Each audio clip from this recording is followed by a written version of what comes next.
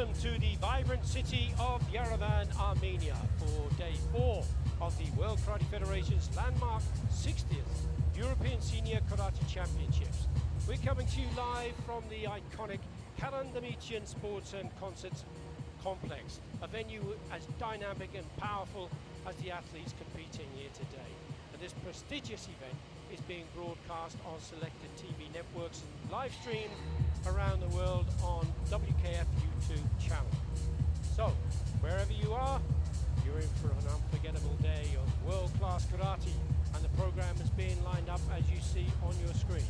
I'm Billy Brennan, and I will be bringing you live commentary for all of the action, along with Robert Lamb, who Rob, as your friends call you, Robert Lamb is a WKF, both Kata and Kumite referee, so knows all about the ins and outs of the rules of karate, and he'll be sharing that knowledge with me. Been training for many years.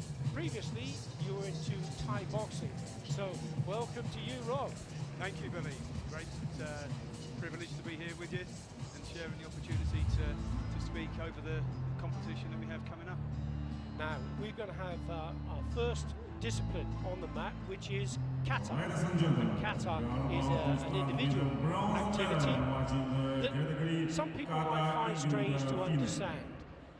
We've got a bronze medal bout that's going to be held between Sweden's Mia Carlson and Turkey's Dilara Bosen. And as the referees are making their way to the area, Rob, can you give us some idea of what they're thinking of before the athletes come on? Yeah, absolutely. I mean, at this level of competition, the athletes are at such an elite level that it's really difficult to differentiate between one performance and another. So they're looking at real subtleties in terms of the performance across both technical aspects and athletic aspects. So the rules set out quite clearly that Kata is supposed to be a realistic demonstration of fighting. They're looking for the techniques to demonstrate that they would have potential for impact. And there's very clear criteria set out that the judges are then looking for, Billy. So we've got 10 criteria to follow, 7 of which are technical and 3 are athletic. Right. And that follows also the weighting given to the sport. So the judges are looking at 70% of the score. Yeah. If we could just get on to the match, because now we have Mia Carlson, who's going to come out for Sweden. She'll be wearing the blue colours, and Dilara Bosen of Turkey, and she'll be wearing the red colours. And we're just seeing to see which of the katas they're going to be choosing, because they can choose any from over 100 katas, can't they, Rob? Yeah, there's 102 kata on the official list that they can choose from, and whilst they can't repeat, they can choose any kata to perform from that list of 102. And first onto the mat will be the athlete wearing the red colours, and this is Dilara Bosen. She was the European champion in 2024 in Zadori, so she's looking to get herself a medal here, but this time at best it will be bronze. Her choice of kata is Kushanku. You familiar with the kata Kushanku?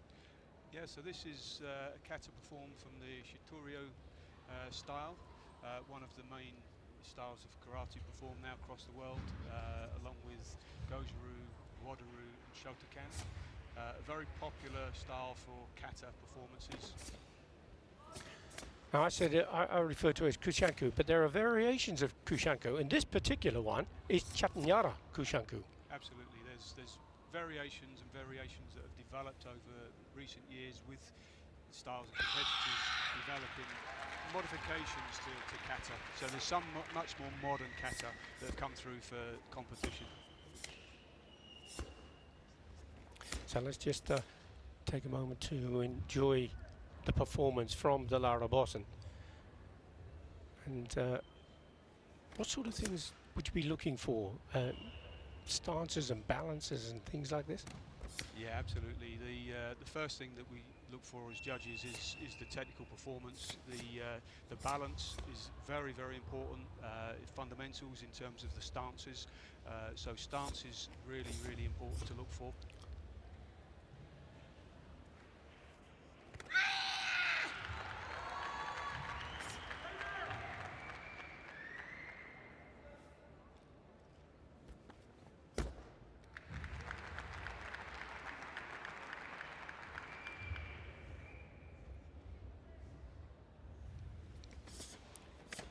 So as she's moving through the kata, Rob, what things are going through the mind of the judges? You talked about some of the elements of the decision-making process. Yeah, so we're looking for those stances, good strong stances, correct stances to follow the style. So we're looking at the conformance of the style, balance, the transition, so how the athlete moves from one position to another, and the balance and the strength of that movement. We're also looking at the techniques that they perform. The techniques must be complete, so sometimes an athlete will focus on the speed and compromise the technique. So again, it's something that judges look at very carefully to make sure that every technique is complete and finished before it's moved to the next technique. The breathing is also very important, both the breathing from the performance. Also, it must be natural breathing. So one of the things, again, that judges are looking for is that there isn't artificial breathing, so excessive breathing, which affects actually the performance, but in the athlete's mind sometimes makes it feel more powerful. But the judges have to see behind that. Right. And so it's kind of used as a pretense that it's actually stronger than it is. Absolutely. So our second athlete to perform for this bronze medal is Mia Carlson of Sweden. Mia Carlson was a junior continental champion.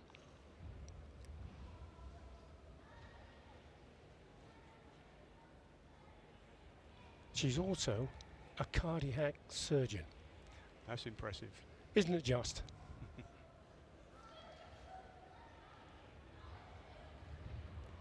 It just shows the time and commitment that players put into their sport and their love of karate to balance that against such a demanding career at the same time.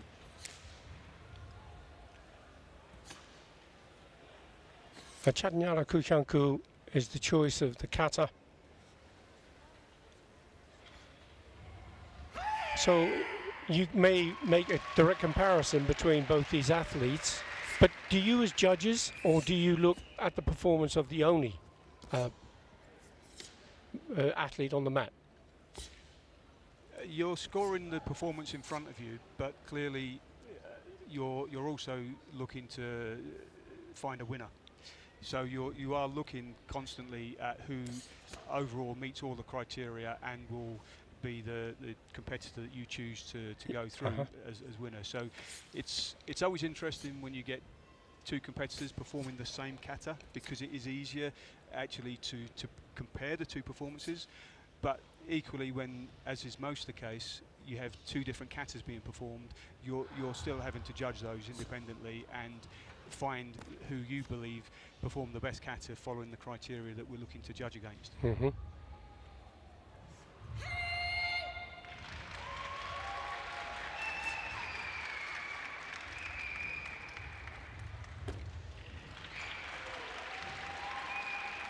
And of course, there is the allowance for some deviation between the style within the performance of the kata. So two katas, Shatanara Kusenku, may have some very slight changes between one performance and another. And you've got to accept that as part of the style, slight variations within the style. Right.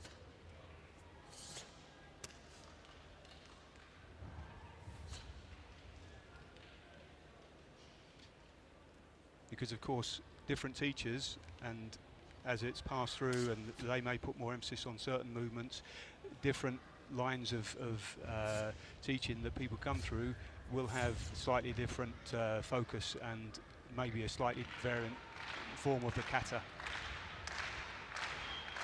They're coming toward the end of the kata to do that last technique.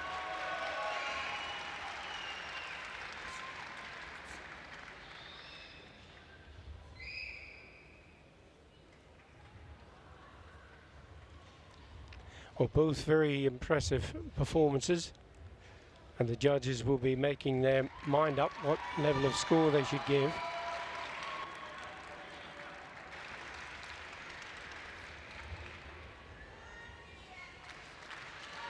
Is this a tense moment for judges as well, do you feel, Rob, or is this something that you're just the professional referees and you just get on with the job? You just have to judge what you see in front of you and score it and basically. And here are the scores: 7-8, 7-6, 7-8, 7-7, 8-1, 8 and 7-7, 8-2, 7-9. Looking very strong for Bosen. 8-3, 7-9, 8-4, 8-2, 8-4, 8-5. Last judge going for Carlson. 34-9. 40.8 is the winning score for Dolara Bosen that gives her the bronze medal at the 60th Senior European Karate Championships here in Yerevan, Armenia.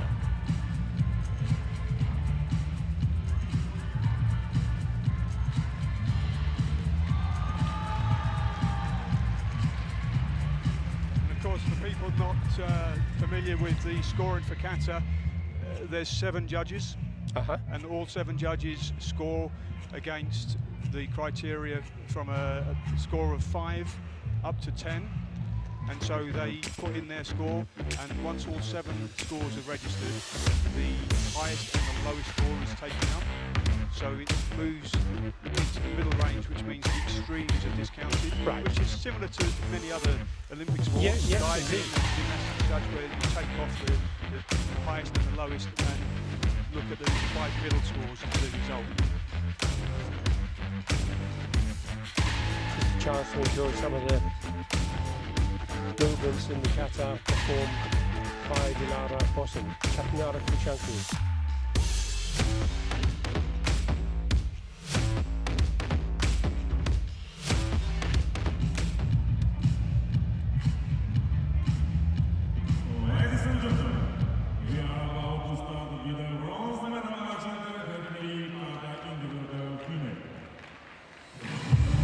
Second of our bronze medal bouts, and this is between Germany and Spain. Jasmine Gutner of Germany against Paulo Garcia Lozano of Spain.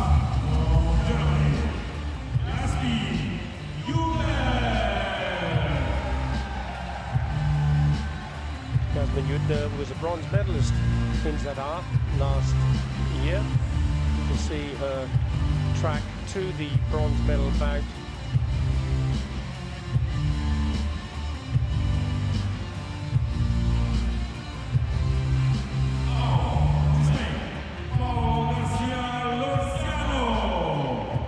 Garcia Lozano, that's her journey to the bronze medal bout as she came through, losing to Tariana Dionofrio, Italy, who will be going for the gold medal later in the program.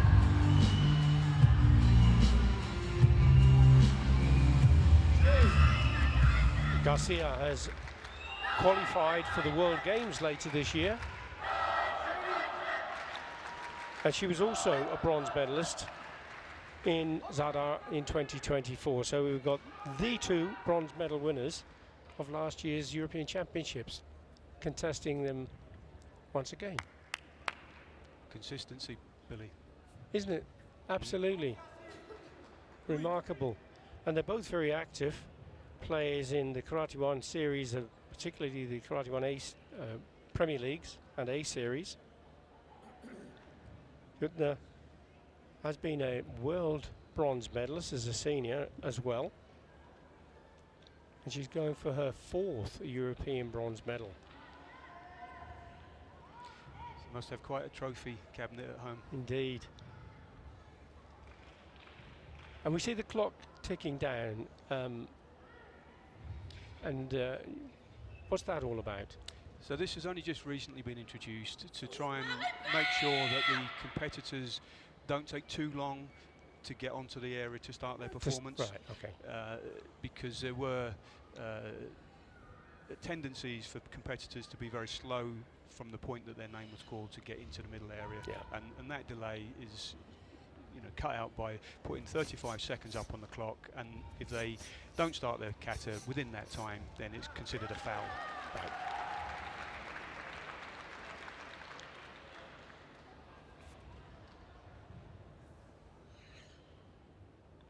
And the choice of kata from Gutner is Superempe. This is one of the longest katas that we see performed. A very difficult kata to perform well. So again, the judges will be looking very carefully at how this is performed. The movements, the stances, the transitions.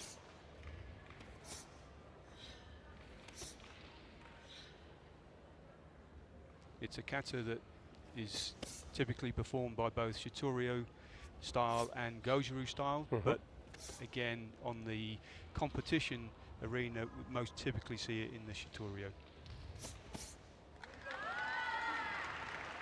And there are, as you said, over 100 katas to choose from, but there aren't all seen in competition at international standard, are they?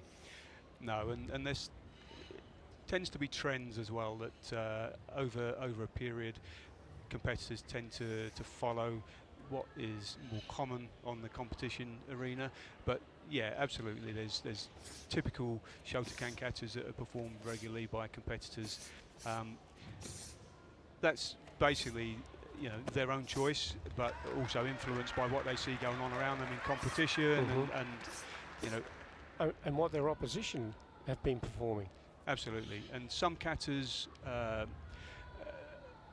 much longer than others, and so competitors will see that, you know, a longer kata gives them more opportunity to demonstrate their performance as well.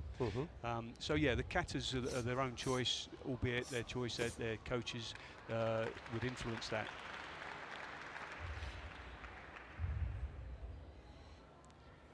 But they need to be able to perform up to 5 different katas in a competition if they get all the way through. Once they performed 5 different katas, then they can repeat one of the earlier katas. But that still means that they've got to be practicing 5 katas at this level of performance, And which is quite a... Yeah, to try to perform at this standard. And they're striving for excellence every time they're out there performing.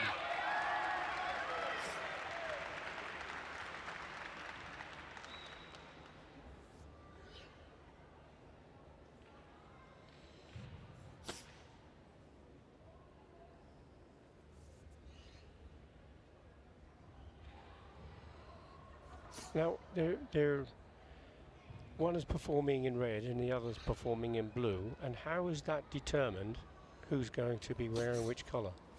So there is seeding that happens in competition. So the top 4 ranked performers are seeded to essentially to keep the top 4 performers apart in the draw of these eliminations. So the elimination system, where effectively everybody comes up and competes against one other competitor, the winner goes through to the next round. So it just simply depends on where you are on the draw. So the first competitor is always red, the second competitor is always blue. Right. But the seeds are kept apart. Seeds are kept apart to avoid them meeting in the first round. So Jasmine Gutner has completed her kata Superempe.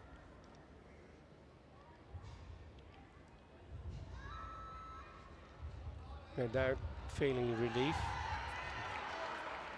that she's got through it, and hopefully to the standard that she would expect.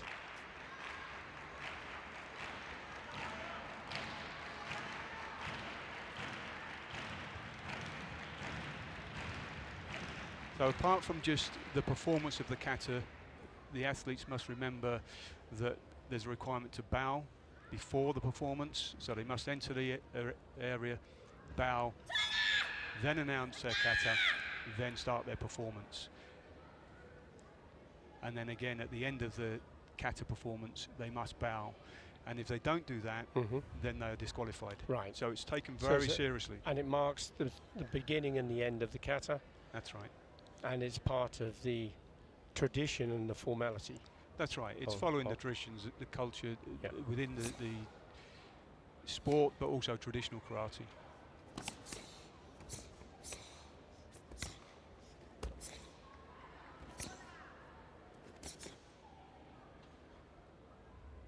One of the most exciting players ever to perform this kata in competition, international competition. Rika Usami, Chatnyara Kushenko, just phenomenal.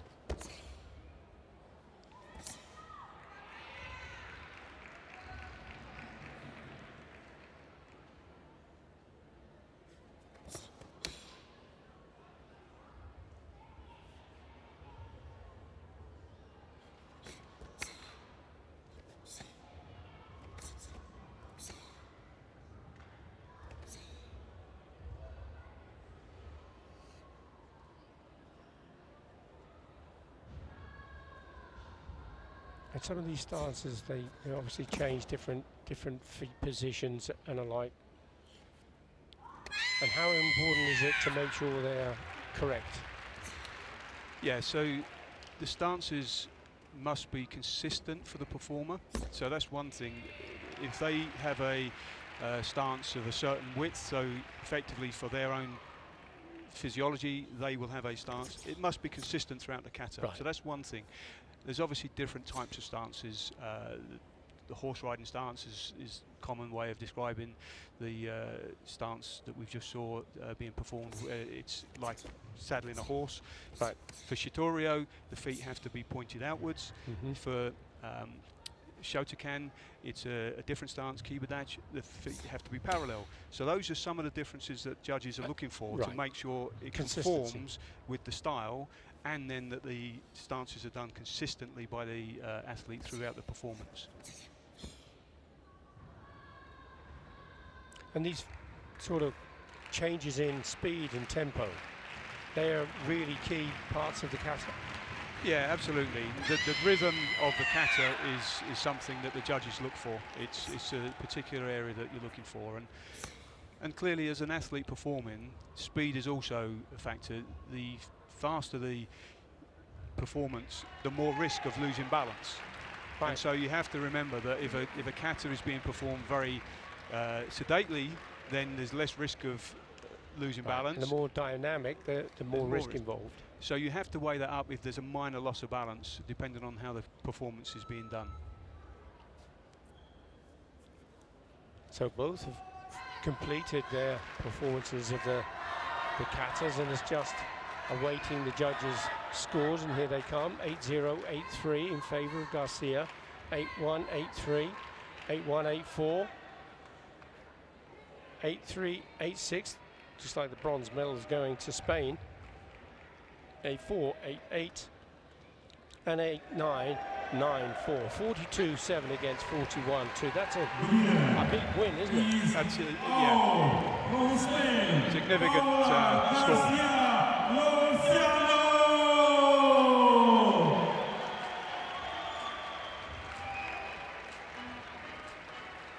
So that gives her her second consecutive European bronze medal.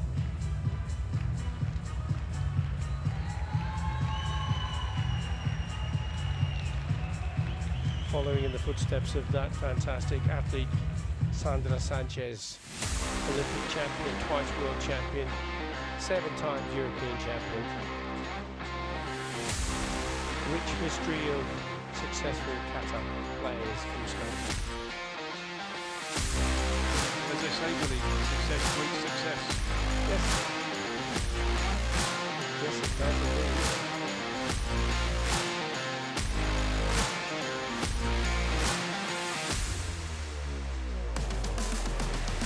So you are Kata and Kumite official, so do you have a preference?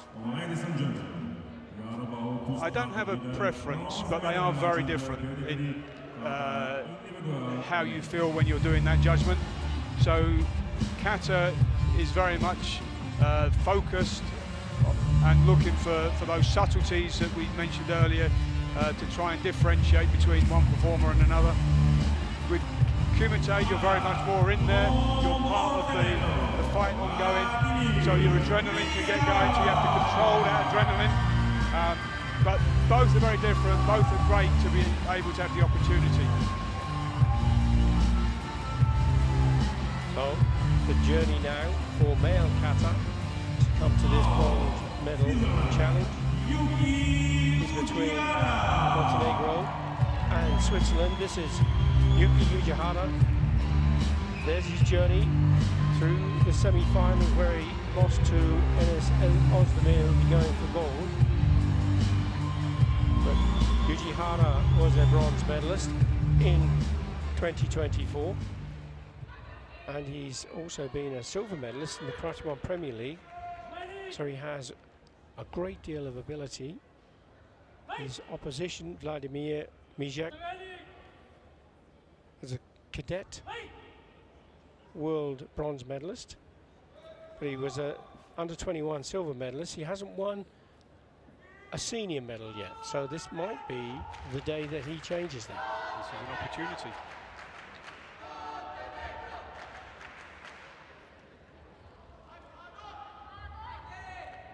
I think the opposition, obviously the athlete who's coming out to perform the kata knows exactly what they're going to do, but the opposition doesn't until they come onto the mat. No, and it's important that the choice of katas is something that they don't know, because clearly they could then influence their own selection. Good point. Yes, the selection of katas is something that is very much kept as a situation where only the athlete knows and their coach knows. It's then notified to the table, it gets inputted into the system, and it isn't until it's up on the screen that the other competitor would know. And it has a unique number. We see 099, don't we, on the scoreboard alongside the word Ansu, which is the kata. Yeah, and that's important to make sure that the selection of kata, there's no confusion. If somebody selects a kata, different kata names can be misunderstood, so the number is very much easy. So they have to submit a piece of paper with the kata number and the name on it, and it's the number that is always considered as the selection. Yeah. Right. So you could have Ansu and Anshu. Absolutely. So if there's any mistake in the way that the name is written, it's the number that matters. And the number of the kata is the kata they have to perform. Yeah, if they perform or even announce a different kata and still perform the same kata, it's a disqualification. Right. Very important that they announce and perform the kata that they've said they were going to do before they get up on the area.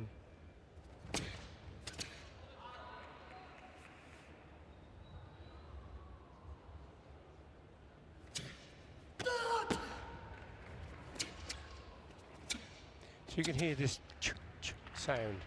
Is that something that would be acceptable or not?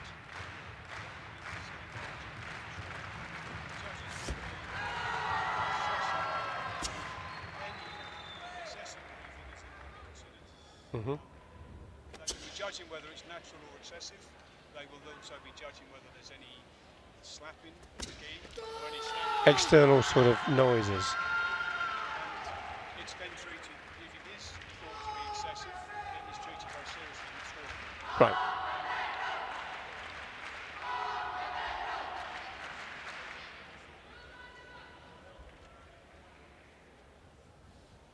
So a competitor, if they perform a kata and the technical criteria and athletic criteria might score, say, 8.5.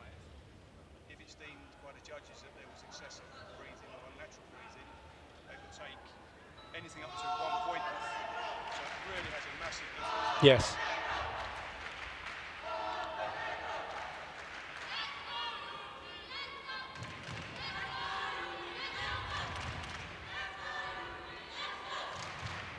Yuji Hara of Switzerland now, 24 years of age.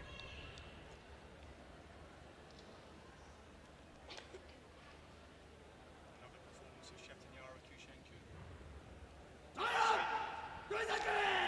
Similar katas tend to be... They're making those choices, and you made reference to fashion, so to speak, with katas go in and out of fashion.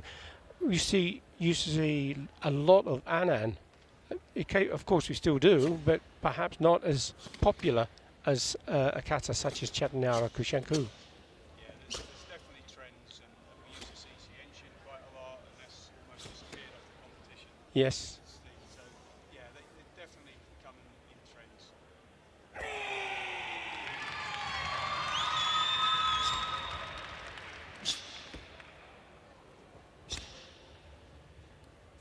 And of the major styles of karate, which style are you specializing in? So I practice Wadaru. which isn't renowned for kata. It has In to be competition. competition. We only have 10 different kata that we learn, as well as the PN katas, and they're not necessarily considered as Don't seem as popular. popular. in competition. I was trying to find the words without being disrespectful to my own style. No, because Wataru Kata actually is incredible when you watch it perform. But this is competition, and of course, I was thinking the word flamboyant, but maybe that's not appropriate either. But these Kata are very athletic.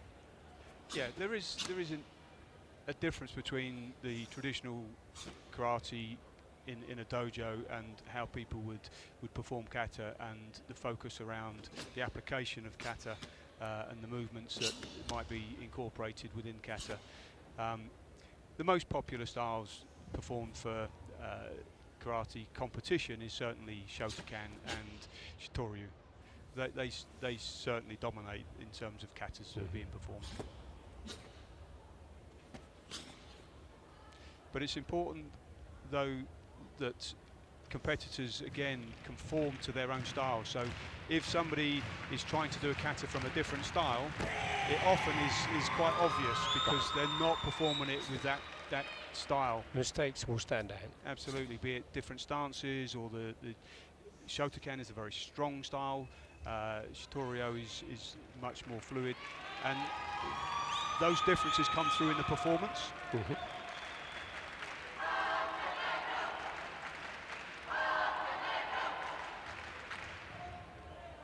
So both await now to see what scores and what fate awaits them.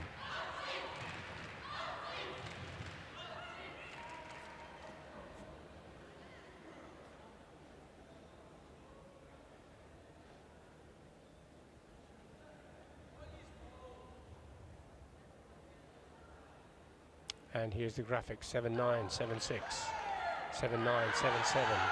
Mijak in the lead. 8-0, 7-9, 8-2, 8-0. 8-2, 8-2. Draw one of the judges. 8-2, 8-4. It's going the other way. But we get to the end, and the announcement is 40.5. And the winner, Vladimir Mijak from Montenegro, takes the European bronze medal.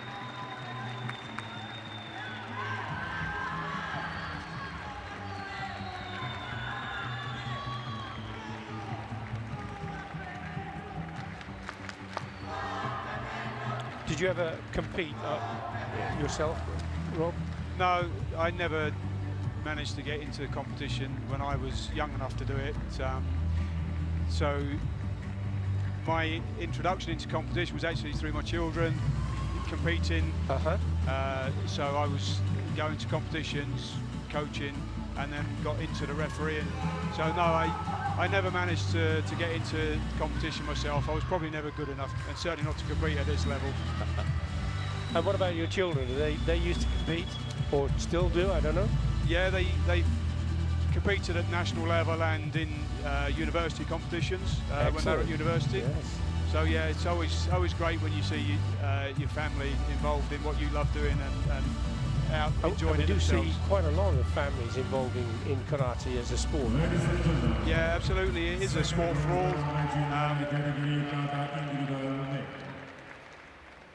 Clearly, we're watching today elite athletes, but karate is open to people of all ages and all abilities. Oh, we're moving on to our next bronze medal encounter, and this is between Italy and Portugal.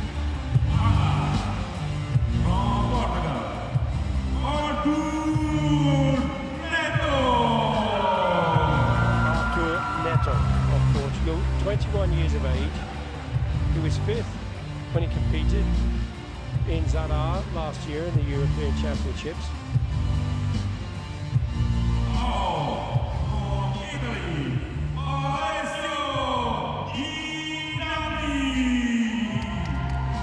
Gymnami losing out to Raul Martin Romero of Spain in the semi-final.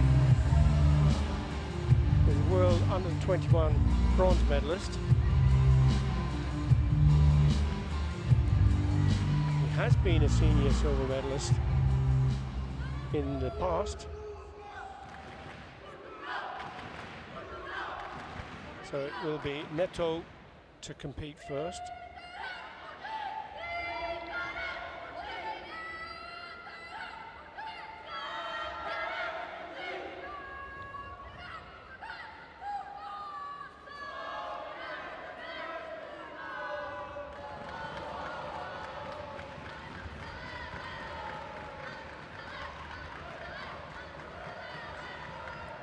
Last second preparations, pulling the sleeves up and getting themselves in the right frame of mind.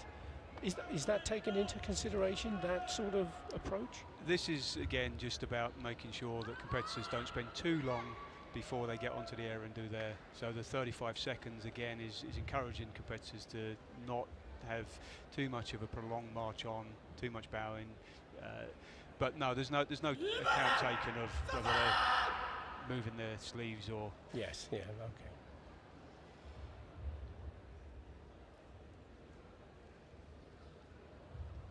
This is a different version of Kushanku. This is Chibana, no Kushanku. Yeah.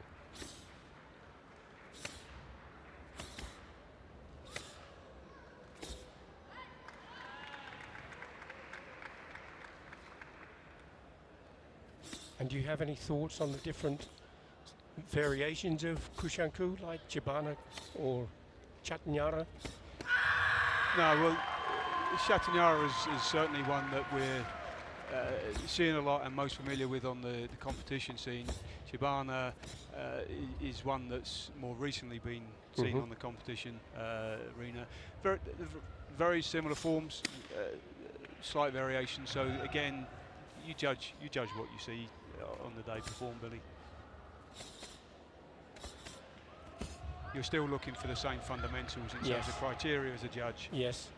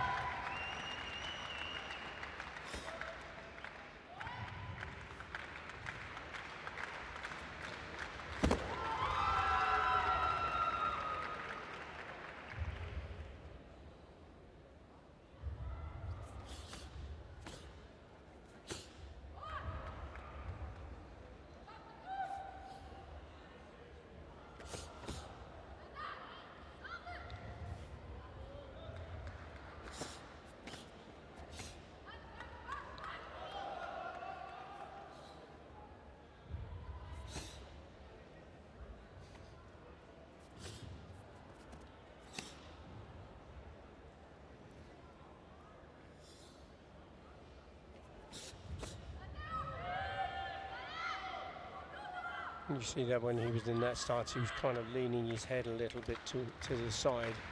Would you look at something of that nature? Yeah, the basic form, absolutely, and the balance, which you consider in all the way through. So it really is. You're looking small at details, absolute margins in terms of one performance over another. Usually, yeah.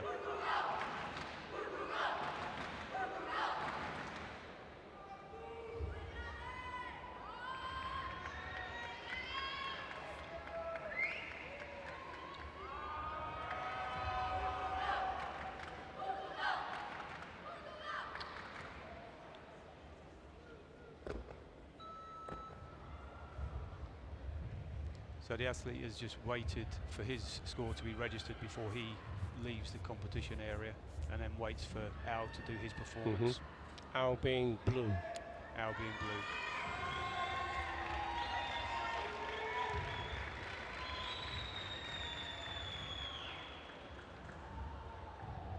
Alessio Gymnami of Italy.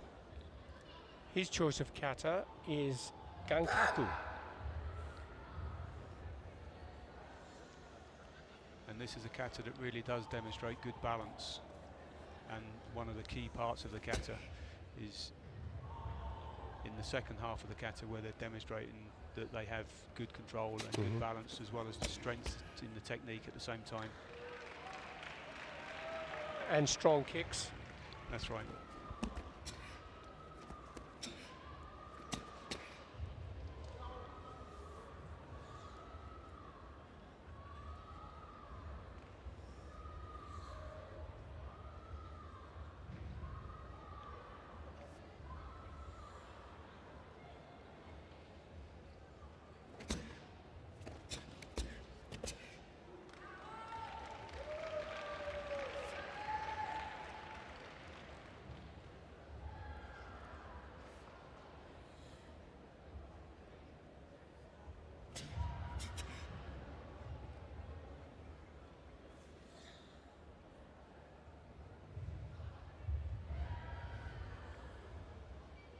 Here's one of those balance points that you refer to. That's right. So the judges will be looking carefully because it is a key part of this kata performance.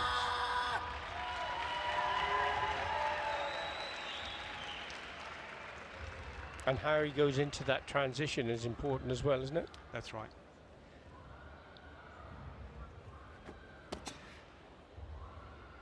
It should be a continuous movement, drawing the foot back and then dropping in ready for the kick. Yeah, not stopping to catch the balance. That's right. There are 4 of these in the kata. And then this part is really difficult to spin. The finish part, yeah. Did that really well, didn't he? Very good. Perfect in the balance aspect of the kata.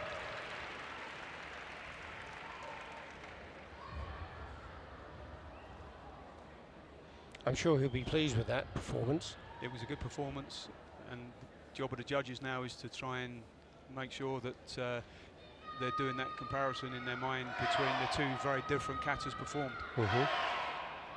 So they've already scored red, Aka. Yes. Now they'll be scoring blue, and they've got to make sure that they take all the same criteria into account for a very different kata that's just been performed. Let's have a look. 7-8, 8-4. That's a big difference. 8-0, 8-5, 8-0, 8-5. This is a huge score for Gymnami compared to Netto. 8-2, 8-6, 8-2, 8-8. Wow. Look at this. 43 against 40.5. That's a massive score, isn't it? Is out from Italy,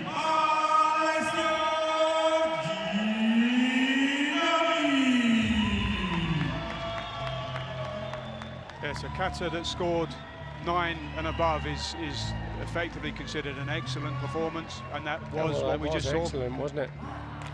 And bearing in mind, 2 of the judges' scores weren't recorded in that. That's right.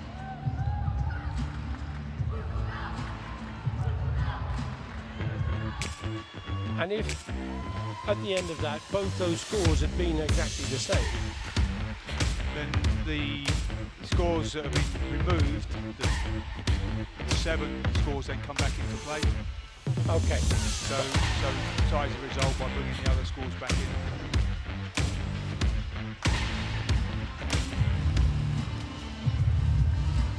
So the mats are being changed now, and they're going to introduce the rectangles, and the rectangles are specifically for the discipline of Kumite. And this is the other area of your expertise, Rob, as a judge.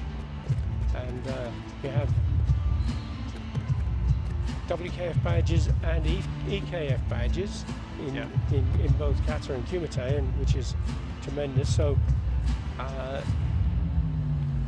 how do you quickly change your mindset from one discipline to another in terms of being a referee or judge? I think it's something that you get very used to. I think in competitions you have to be in the moment as a judge and a referee. Good phrase. So, in the moment. Yeah. We are about to start with the bronze medal agenda category 55 kilograms. Oh, Kumite female minus 55 kilogram match between Slovakia and Bulgaria. Slovakia's Nina Faznikova is up against the Olympic gold medalist from Bulgaria in Yvette Goranova.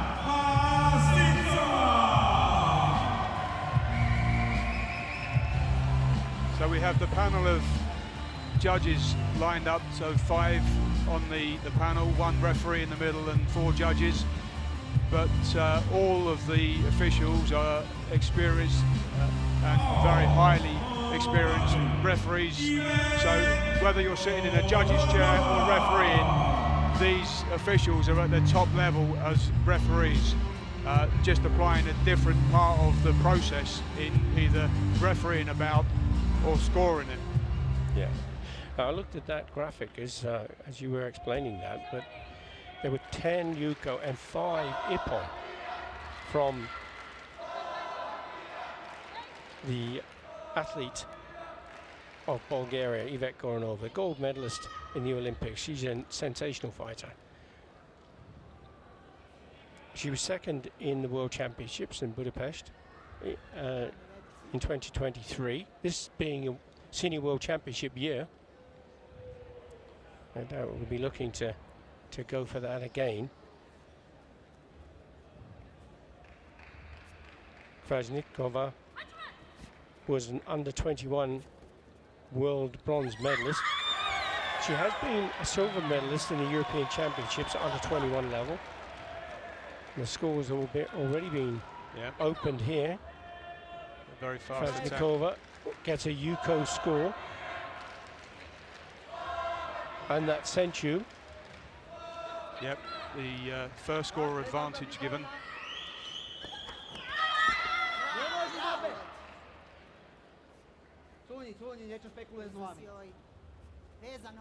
So effectively, if the scores are drawn at the end of the match, the competitor with that sensu advantage would win, Right. because they've scored the first point.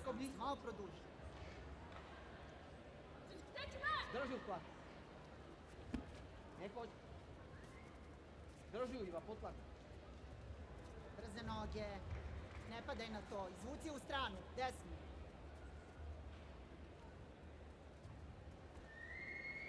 Now, although Goranova is trailing that 1 point, she doesn't feel any need to panic just yet, does she?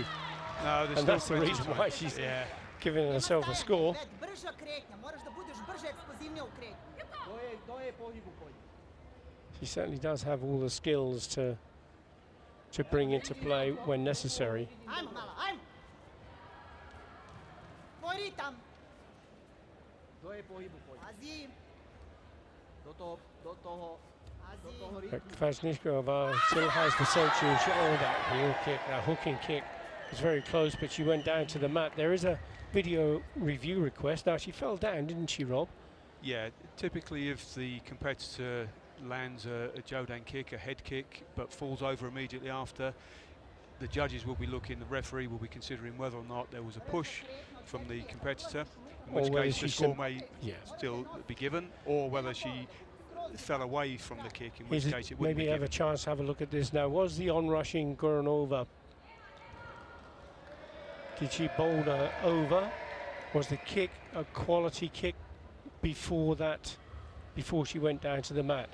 And the video review referee will be making that call. That's a difficult one, isn't it? It's always a difficult judgment. The video review supervisor again will be a very experienced referee, and they will take into account all of the criteria when they're trying to judge, was that a valid score.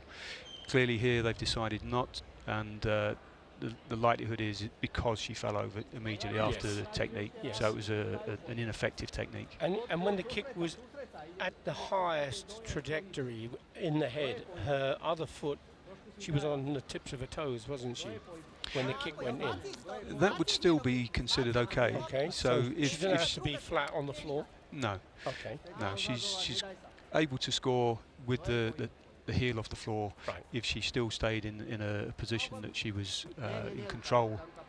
Okay. She doesn't actually have to be on the floor at all then. She could be in the air. She of could. course, She can with score with jumping both kick. feet off the floor. Yeah. Absolutely. It's been a point of discussion in the past about whether it is valid to score if both feet, or at least a foot, being flat, completely flat on the floor. But yeah, they are certainly But when you permitted see, to for score. example, the incredible Douglas Bruce, multiple world champion, jump spinning, hooking kick in the air in the last second of about, phenomenal. What the judges have got to look for is the probability of that technique being effective if it wasn't for the control. Right. That's so therefore, would it have been an effective technique? We just saw both athletes scoring points. And now Faznikova takes another Yuko score. But she's made an incredible account of herself here, the 19-year-old from Slovakia, against the much more experienced, it has to be said, Goranova. Still a minute, 10 seconds to go though. Goranova. That was a clever strategy from her, wasn't it? She put in the first punch, and then it looked like she was coming away from the attack and then quickly went back in. Yeah, the fighters are very smart. They can set up an opportunity to score.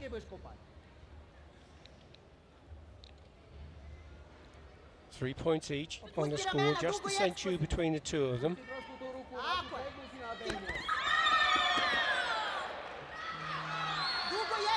Now it's starting to fall into place for Yvette Goranova.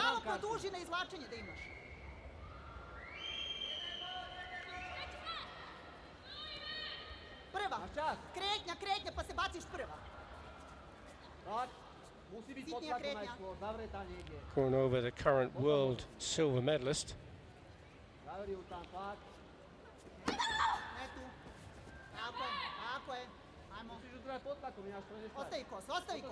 So we did see a situation there, Billy, where both competitors threw techniques that arguably looked like they might have both scored. But again, the judges are looking for this criteria. They have to be satisfied that it meets all 6 criteria. The distance from if it's a hand technique, should be within 2 centimetres of the target, if it's a head technique. So the judges are looking for that distance, are looking for the speed and the application of the technique. So it must be strong enough again to have been effective if it weren't pulled back and controlled. So sometimes one athlete might put a technique in an exchange, but it's the second point, the second action that gets the point, because the first one didn't quite meet the criteria, and it's followed by one that does. I see, okay. Goranova teasing with that front leg. Every time she does this, she frustrates her opponent and eats away another few precious seconds of the bout.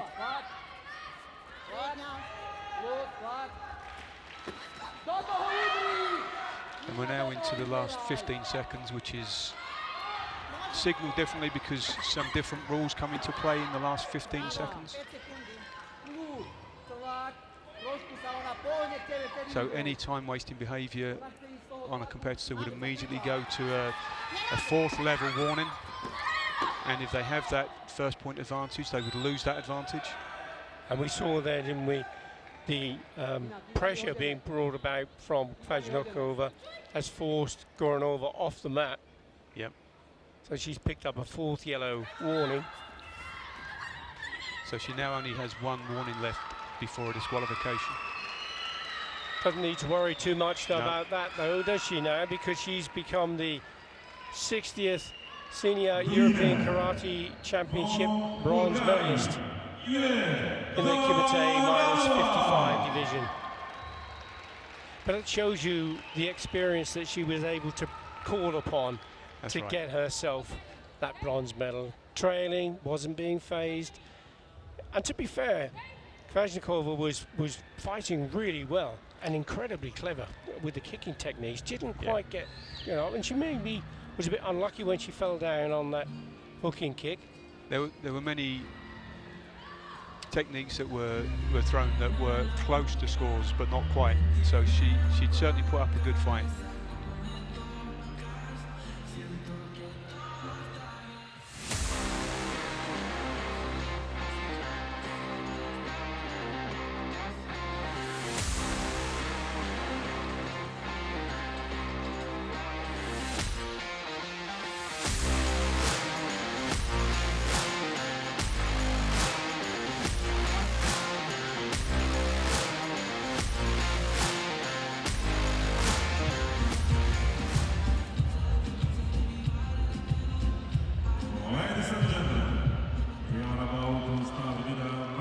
Staying with the female Kumite -55 kilogram category, and our second bronze medal bout, this time between Georgia and the EKF 1 athlete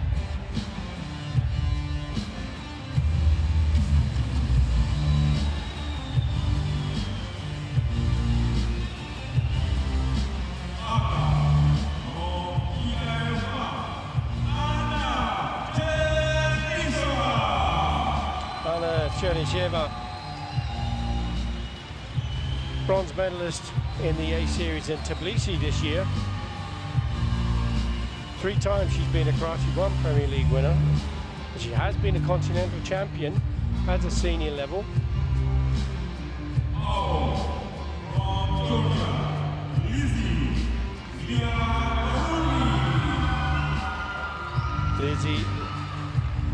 Leah Zadori from Georgia, 21 years of age.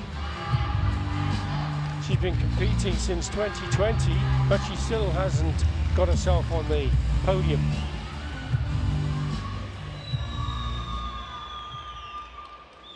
But she's still a very young competitor. Absolutely. Even though she's got 21 years of age. Experience at this level. Yeah, so at her age, she's still got a long, long way to go.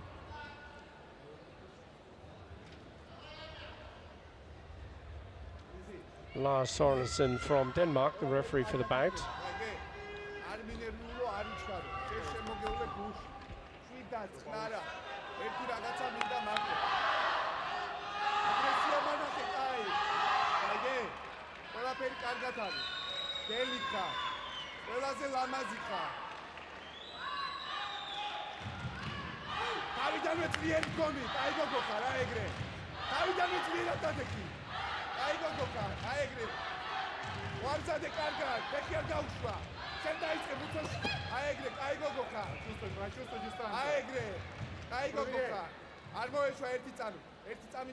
Chernecheva trying to force the press. Zadori nearly gets caught.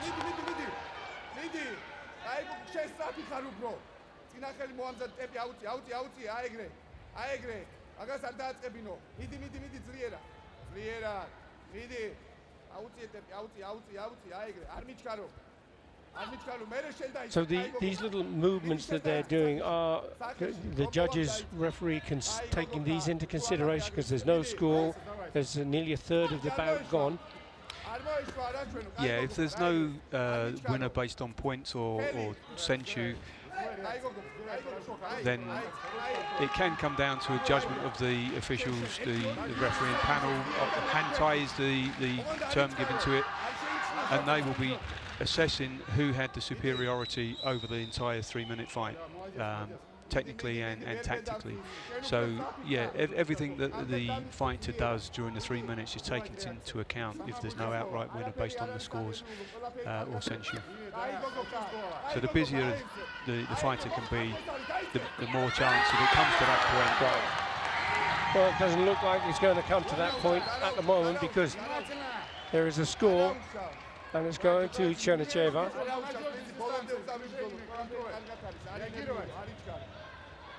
That was interesting, you got a glimpse of the coach,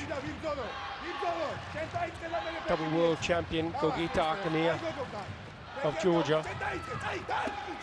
Very, very experienced fighter, tremendous champion.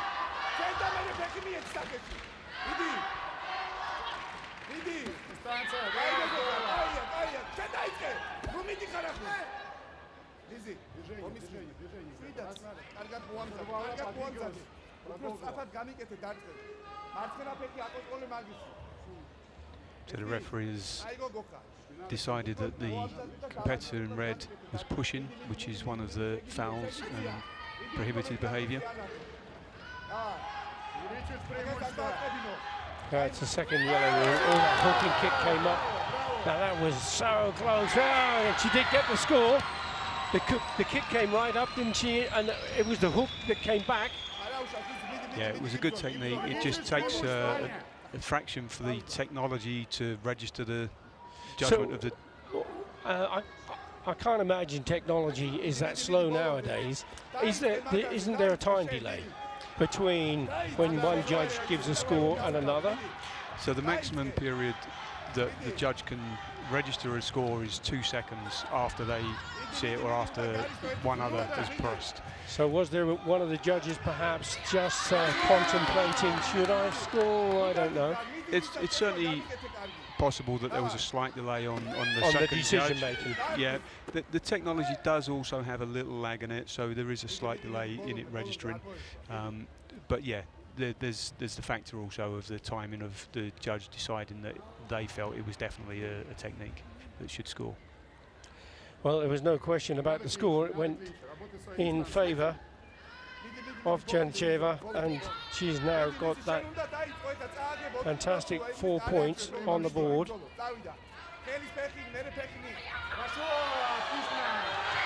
That leg came up really high again, and there's a video review request this time. Not sure if it got into the target, but the way she was able to just lift her leg up so easily. Yeah, great technique. Question is, was it on target? Was it blocked? There was a chance there just to have a look at that hooking kick.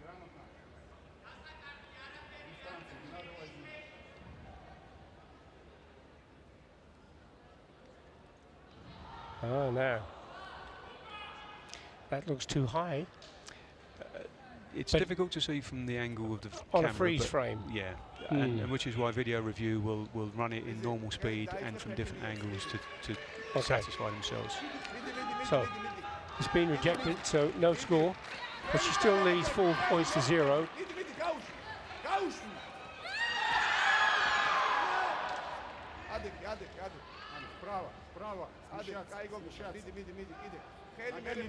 And she has the significant height advantage over Zadori.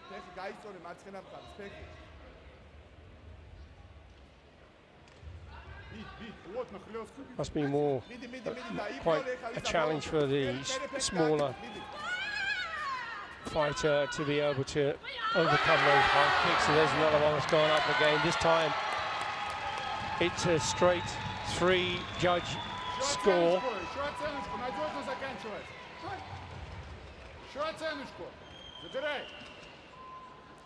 And she's able to bring that leg up around and plant it on target.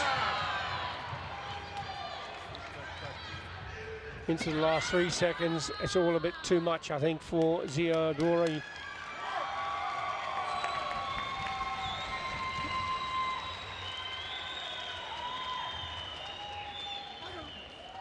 The winner is Kata from EKF. Really a real convincing win that, Rob, wasn't it? It was a very good performance, and the techniques that she threw, the Mawashigeris, the head kick, they score higher because they are more difficult to score with, so they get 3 points, and so they're rewarded very much for using those techniques. Difficulty. Yeah.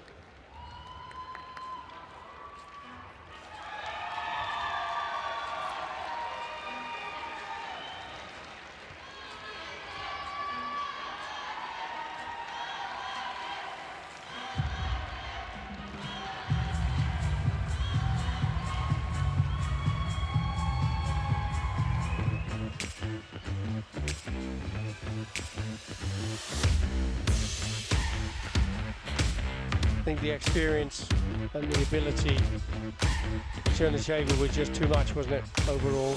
Yeah, it's very dominant performance.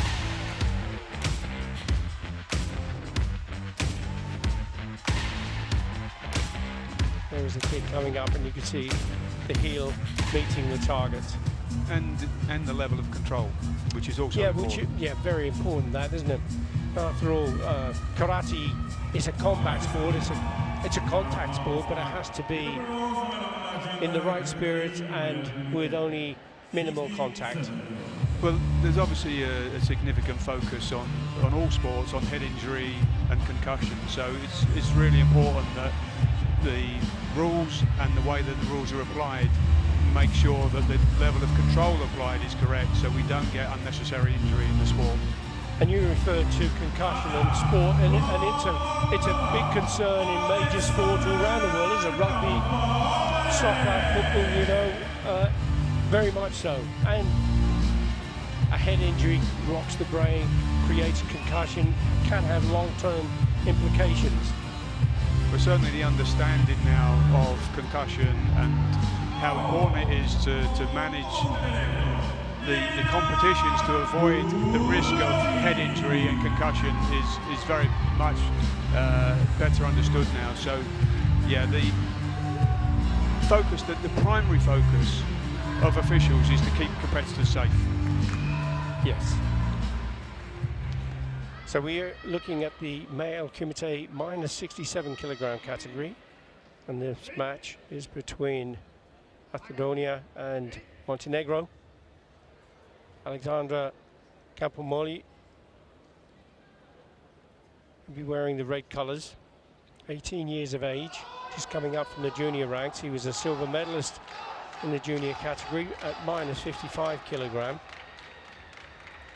and had been active in the youth league. His opposition, Nenad Dolovich,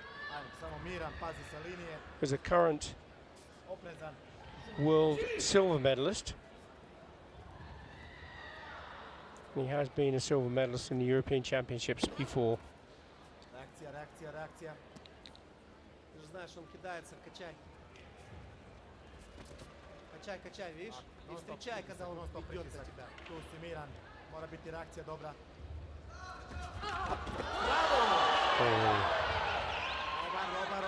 Well, I think there's going to be plenty of action in this bout, Rob.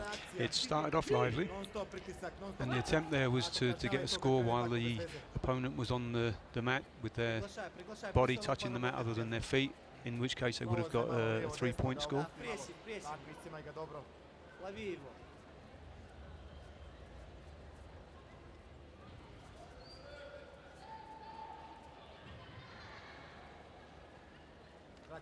Skraćuj malo distancu. Kačeli. Još malo, neće, on čeka tebe da ti kreneš. Tako je, kroz tu brzu kretnju, onda ide reakcija.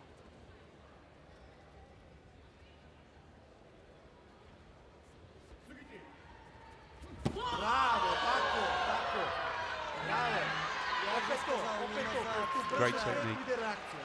Super, sad si spreman da on krene, on sad kreće. All four judges going for that 2-point score. Very clear score. Isti pristup, isto sve.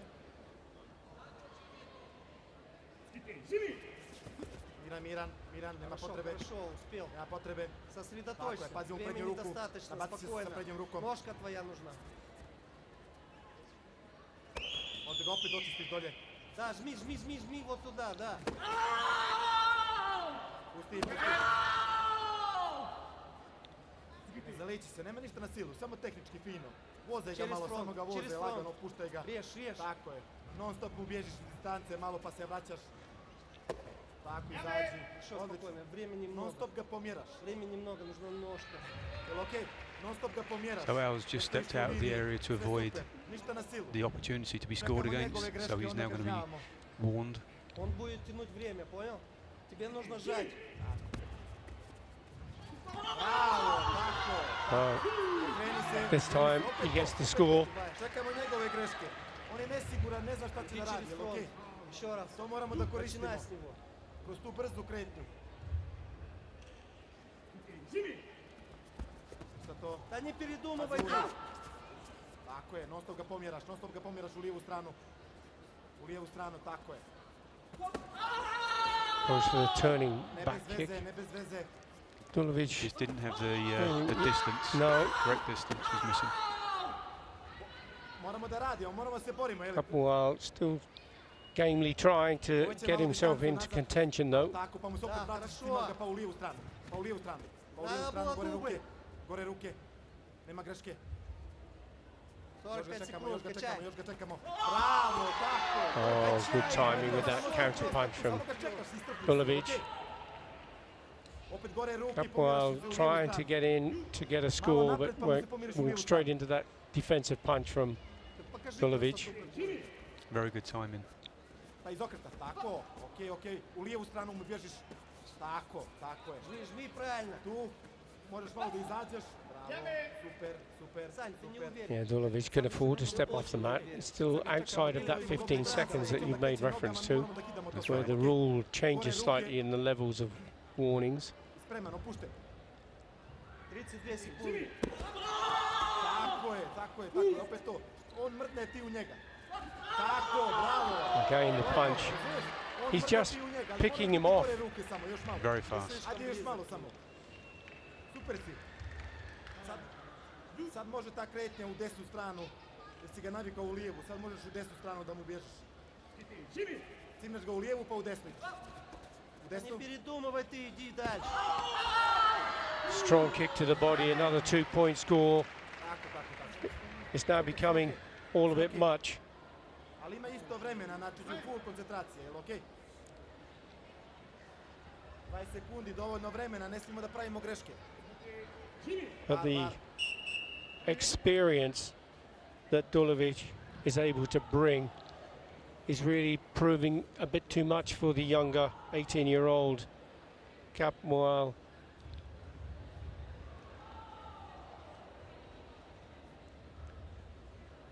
You'll be hoping that there'll come something comes from this video review, no doubt. The problem with this is it would even if it were valid, it would be second, wouldn't it? That's right. Once a point is scored, the video review can only award a point if it's before or simultaneous. It has to be at the same time or before. And it doesn't look like that was the case here. 18 seconds still on the clock.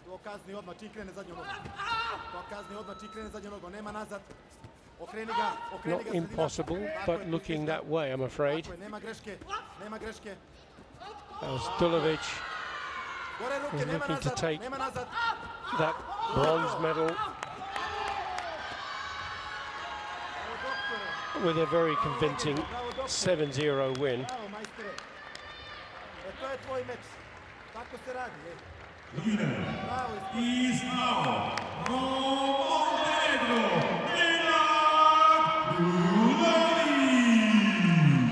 Well, Montenegro overcoming the less experienced fighter from Andorra.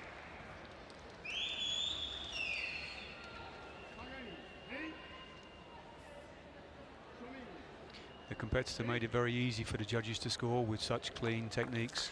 They very obviously met all criteria. And just a chance to think about the technology, we referred to that, but you have the clicker system. Yeah, that's changed only recently from using flags to signal scores for red and blue. It's a good adoption of modern technology. It's evolving all the time. It means that the area is much cleaner and clearer. And the way that it all combines within the whole system, it's all registered and captured within the software system. So adopting smart technology is absolutely the way to go. There's clearly going to be teething issues. We talk about the potential slight delay between the judge and registering for a score and showing. That small delay is something that the commission are working on. So yeah, the adoption of new ways and using technology now is absolutely the way forward. And I think all of the officials see it as a better way. And I think from the competitor's point of view, it looks much more professional. Absolutely. A lot cleaner on the mat, doesn't it? Yeah. All the focus is on the two fighters in the middle. That's right. We've got two more fighters for you now. This is Salami of France, who will be up against Germany's Odeir.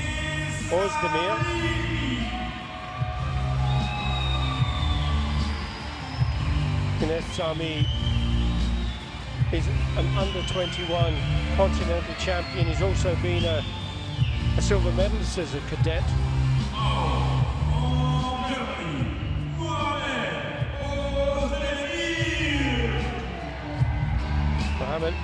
Odeir, a world bronze medalist, 5 Yuko and a Nippon on the way through to the bronze medal match. obviously the 60th Karate European Senior Championships.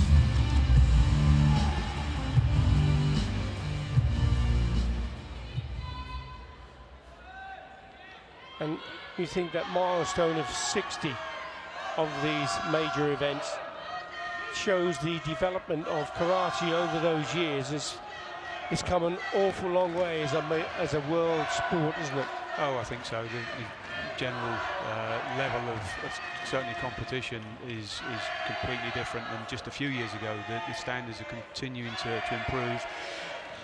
The World Commission, the effort to continuously improve year after year is obvious and visible, both in adoption of technology, but how the organisation of events, and competitors are getting better athletically. They're elite athletes now in their own right, and so yeah, the level of competition is rising year after year. Yeah, and it has to be said, the demands on the referees and the commitment from the referees to improve standards is getting tougher and tougher, isn't it?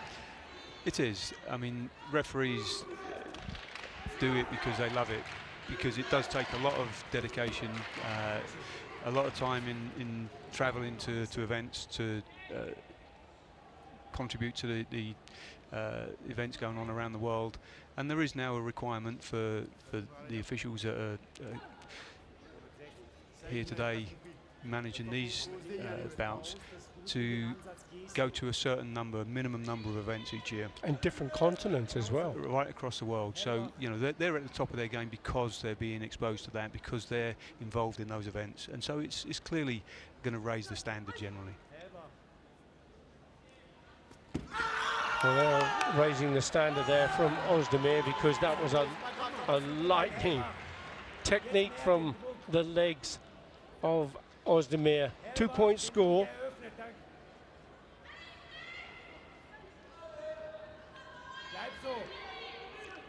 And he gets that all-important senchu advantage.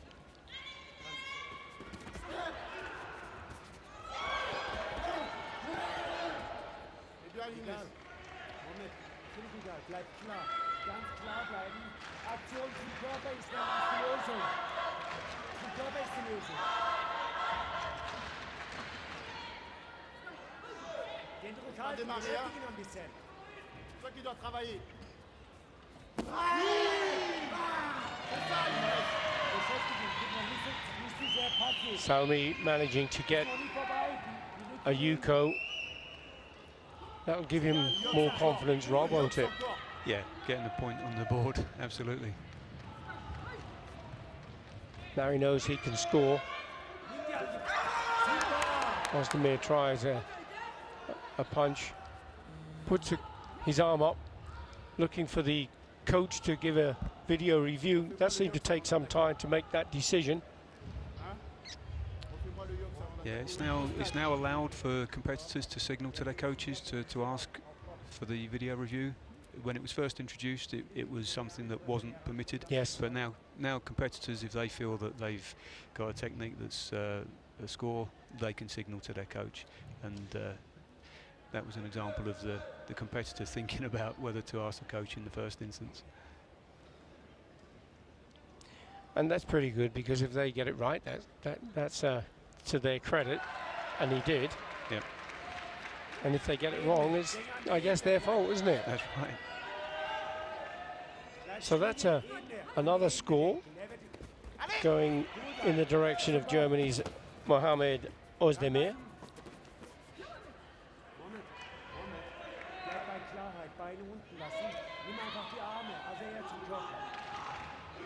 I saw a little bit of frustration being expressed there from Odeir, but discipline is a very important part of this sport, isn't it? Yeah, it's the traditions of karate generally, respect and discipline at all levels, not just at this elite competition level. So yeah, the behaviour of the competitors on the area is very important, and again there's rules that say that if the behaviour of any competitor is discourteous, then that's not just a disqualification from the match, but from the competition, and serious sanctions can happen. So yeah, the way that competitors behave and the respect and courteous behaviour to everybody involved, the officials and other competitors and coaches, is very important. And so it should be. Yeah, as we say, it's part of the fundamentals of karate.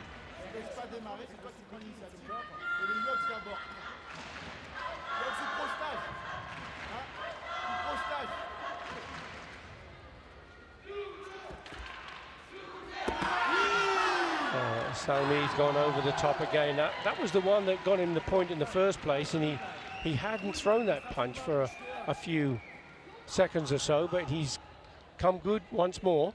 Oh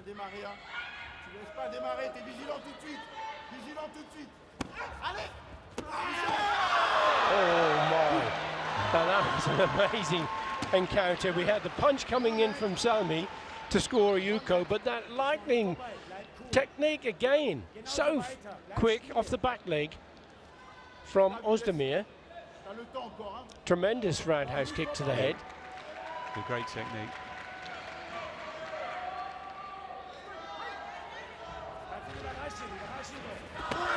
Very sharp punches again once more from Salami. This time he goes to the body, but he's still in this. He's trailing by 3 points, but he has certainly got the ability. Yeah, just a 2-point margin now.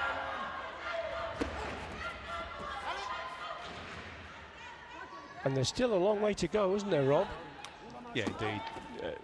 Fights can change in the last few seconds.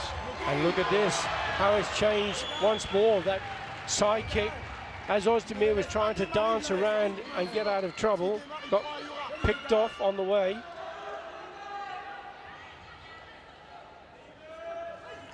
(6-6) the score. The century still lies with Odeir. Couldn't quite see from this angle because of the referee's position and the camera shot, but there is another 2-point score, and it's going towards Mohammed Odeir. 8 points to 6. This is turning into really quite an exciting bout. We've still got 42 seconds to go. I think this could go either way.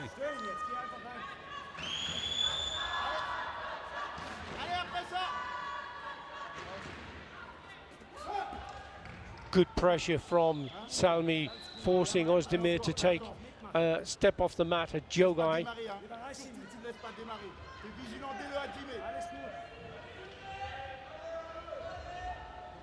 That's his third yellow warning. Good goes in low with that punch to the body. Didn't quite get the support from the judges, but the coach has gone for the video review.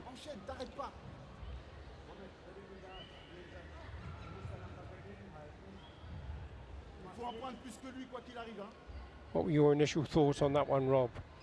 Difficult to say it from this. I'm not sure about the distancing. I think bit he was a bit close, too close. was he? Bit too close?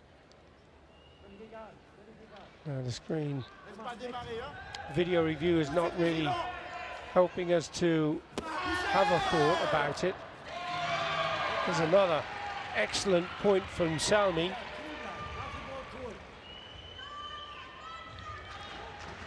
Wow, this is turning into something special. 8 points to 7 now. Odeir still leads, but we still have 18 seconds to go. Salmi now putting him under pressure again. This time Odeir goes low with the punch. Oh, there was a takedown. Did he get the punch in? 10 seconds.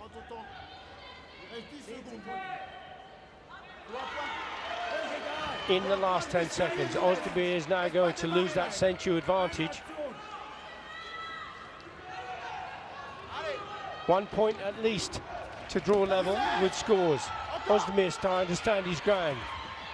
Pressure being put on. Odeir has to be careful if he starts to push in and run into it. Now, did that kick come off? That was a video review request. This is a really important call for Salmi. Odeir is playing a very dangerous game there, wasn't he? Yeah, indeed. You know, the 2 points that might be given here, if the technique is considered valid, obviously gives the the win to red. Aka. It would indeed. But the way that Odeir was trying to stand his ground and not go back off the tatami, he was in danger of pushing his opponent.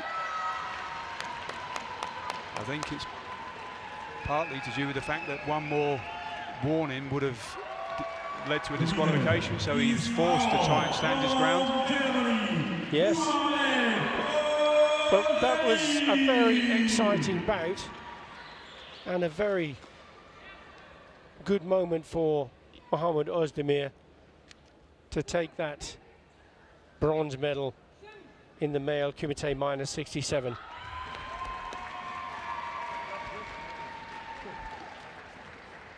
One of the closest matches we've had in the program. A high scoring bout. 8-7. And a mixture of techniques. We had two-dan kicks and Jodan kicks. 2-point score, 3-point score, 1-point scores, the full range. Passionate win for the coach.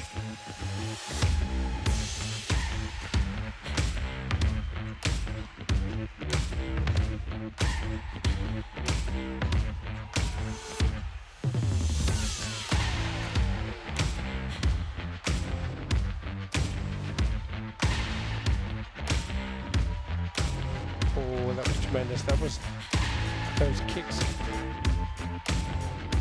going in on, and I think great expression on his face.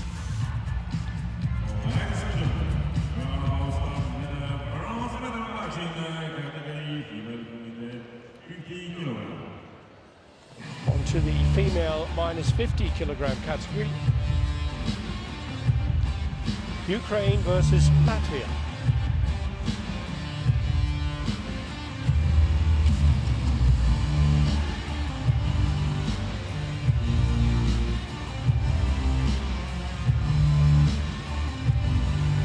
Do you have any thoughts about weight divisions? Do you like to referee lighter weights or heavyweights? It does not really make much difference to you at all. It really comes down to the individual bout, Billy, because some of the heavier weights you would imagine may be slower, but they're such good athletes nowadays that they move around the mat at such speed. So it really comes down to the individual bout as to how exciting it is to watch. Yes, of course. And to feel as an official part of the energy. Absolutely. And to think of the privilege of being one of the officials that can determine who is going to become a world or European continental champion. Well, it's a big responsibility, and that's what we do all the practice and the training for, and we have a lot of support from the whole system to make sure that when we're out there, we get the right decisions. We make the right decisions, but yeah, there's a lot of responsibility, and you know, the athletes are certainly feeling the pressure, no doubt, when they walk under these spotlights, but so do the officials. Yes, they do. Female minus 50 kilogram match between Ukraine's Yulia Paliska and Latvia's Alexandra Mihailova.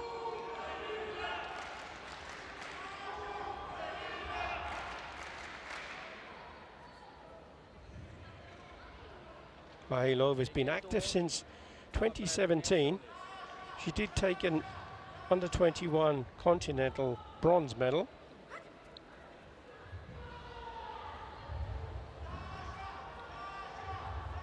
Paliska's under-21 world bronze medalist. She has been active in both the Premier League and the A Series. So the first 15 seconds, the competitors are given that time to feel each other and to get into the fight. Once that 15 seconds has gone, then the referee is starting to make a judgment on whether or not the competitors need to be encouraged to be active, as the referee is doing now. And if then the competitors don't become active, they will stop the fight, and then they will be warned for passivity. Yes.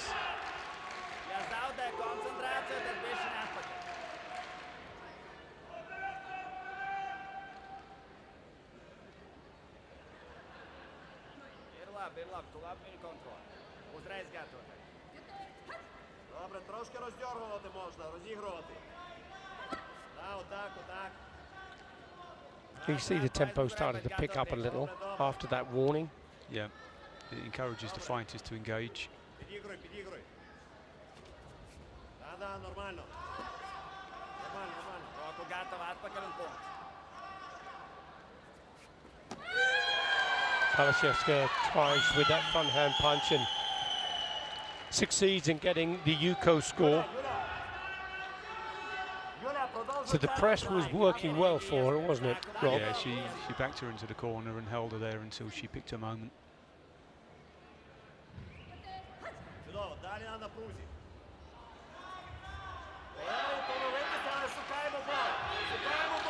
Which is why, from the referee's point of view, it's also important to understand what's going on in the fight. If a competitor is trapped in the corner but nothing's going on for a short while, the referee needs to allow that time, because the fighter may well be looking for that moment. And so to stop the fight or to call passivity in that moment Would be right. inappropriate. It takes away that chance, because it's a tactic. And they have to come all the way back to the centre again. That's right. Yeah, the referee's job is to try and give the fighters as much opportunity to score. And allow the match to flow. Absolutely. Yuko score this time. It's going to be for Mijak.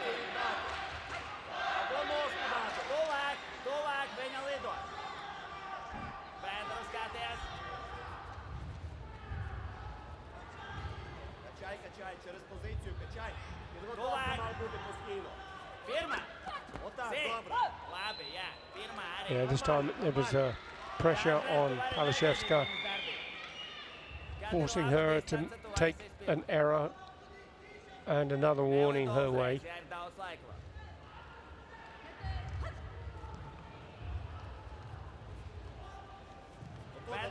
Прострілюй, да, прострілюй ногу. Mijak.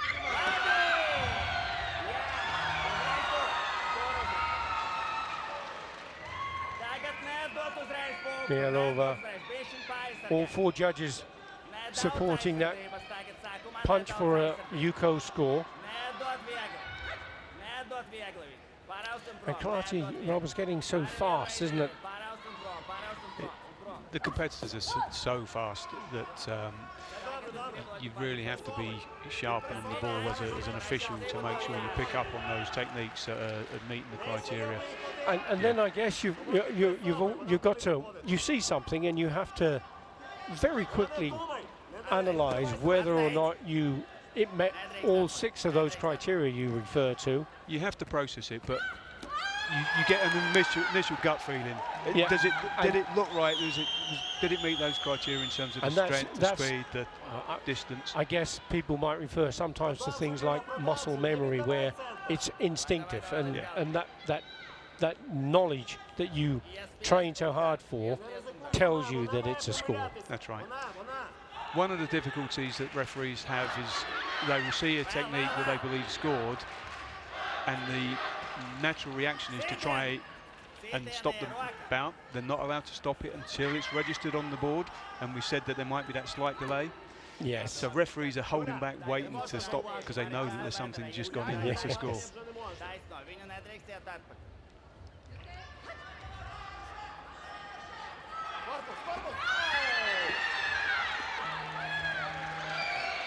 Well, there's another score, a video review request. But no need, there's a point going either way.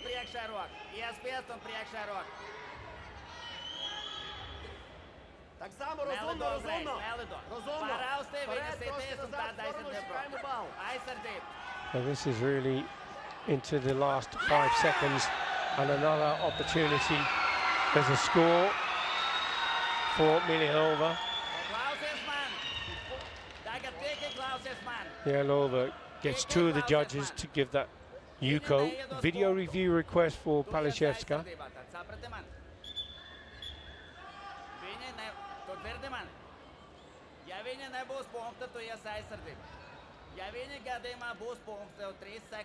So now it has to be after the technique from blue. That's right. Or at the same time.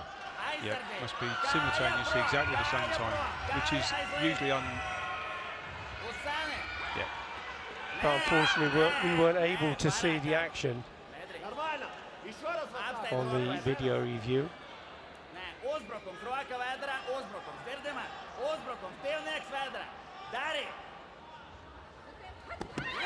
Are both going in with punches at the same time, but it is Paliska who's going to get the point. And a video review for blue, and when it was live, it looked very much that the punches were at the same time, Rob. I don't know what your thoughts were. The timing was very close, so depending on your view as a judge, you may favour one or the other, which is what inevitably happens. The judge's view from the corner, they will see red or blue more clearly and go with that. But yes, it was a very tight call in terms of timing of those two techniques. But they're not looking at the same technique in that corner. There's no punch from blue in that exchange, but there was in real time. Yeah, I'm not sure what clip they're looking at just at the moment, but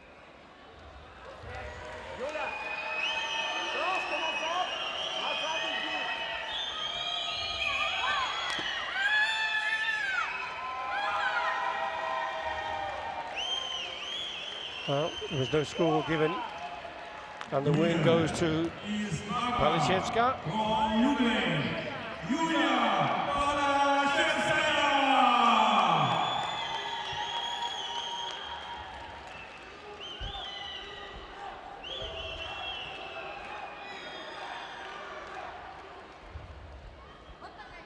That was an exciting bout. Yep, came down to Paliska, decision right in the final second. yes. Timing was excellent.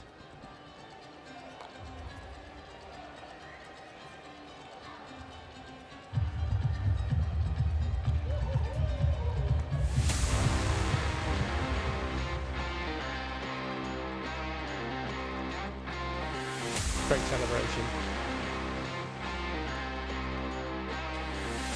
Big achievement.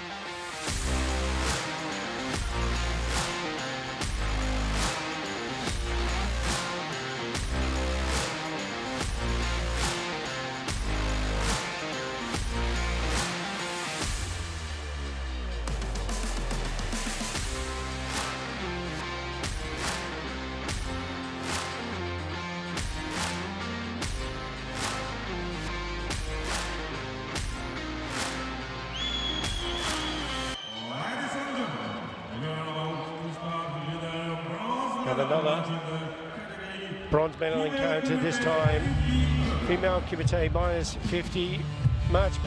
France's Tiffany Bonnard. Hubri, world silver medalist, continental champion and a silver medalist. A lot of experience, the 27-year-old from Germany.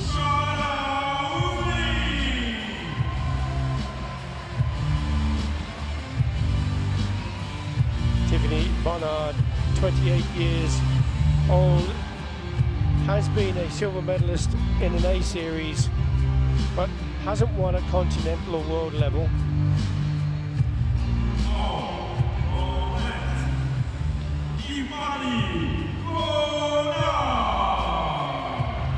Eight Yuko on her way through, losing to Emma Scardelli in the semi-final.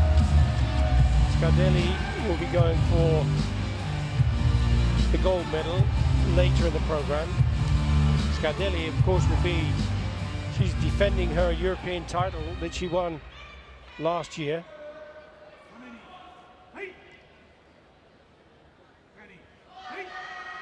Hubri in red, Bonnard in blue.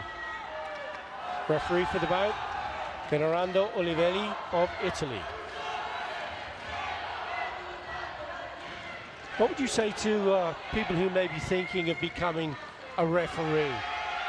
Because it must be half the people hate you, they think you got it wrong. The other half of the people may accept what you've said, but it must be tough. Yeah, you get moments that you wonder why you do it when you're on the back end of criticism, but no, generally a lot of positives come out of it, Billy. And I mean, the whole setup, the camaraderie between officials, both at national level and then at international level, is fantastic. To be part of these types of events is just a wonderful experience, and it's part of the journey, it's part of learning karate. Karate's for life. Absolutely. It's just another strand, it's another dimension.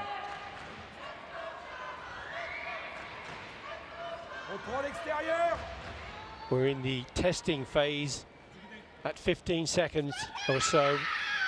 The referee saying to Sukate, come on, get on and do something.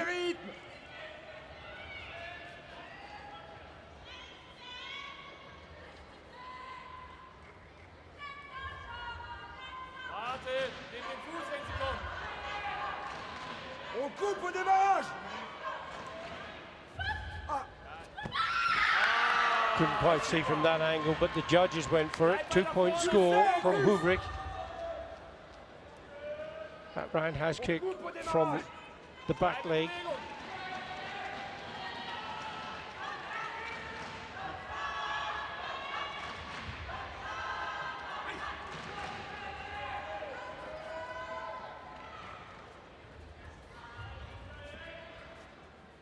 Cadre à droite. Oh my word, how fantastic was that? Absolutely brilliant timing from Hubri. Great execution of a takedown and score. And perfectly controlled. Yeah. Took her opponent down to the mat and then just put in a really, really good, high quality technique. There's you see in the right hand side. And again rewarded with 3 points.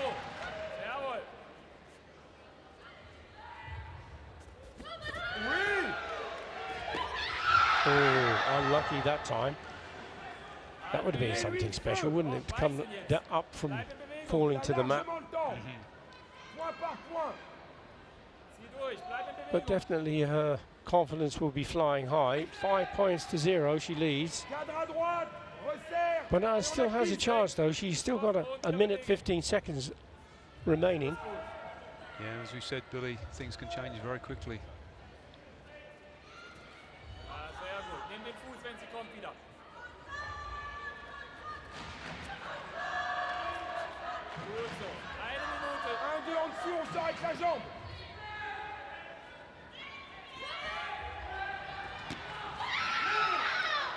Ducking and diving, slipping punches in the corner.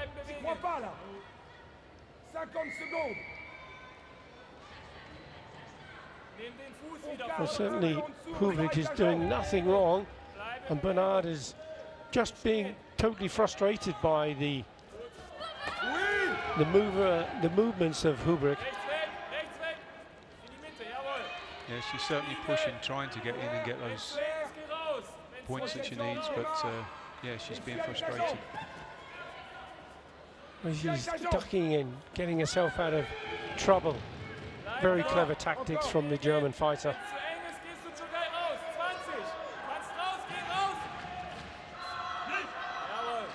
She decides, I think I'll take a rest, I'll step off the mat. I can afford to have a warning. And that's her second. And she does it just outside of the danger of the 15-second rules. That's right. Competitors are very aware of the 15 seconds and they will take that opportunity to step out just in advance of it.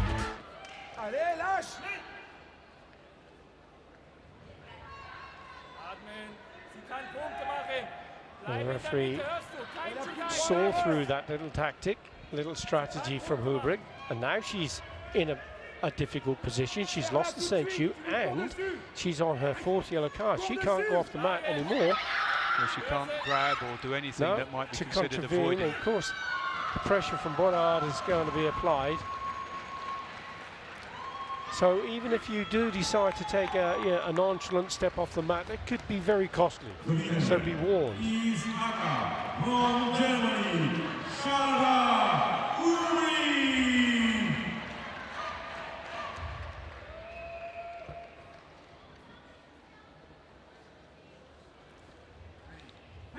in complete control from start to finish there, Rob, wasn't she? Yeah, she was controlling the match.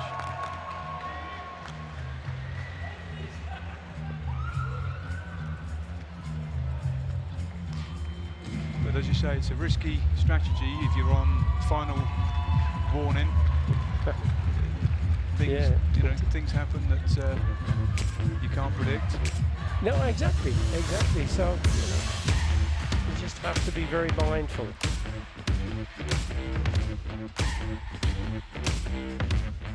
That was that takedown.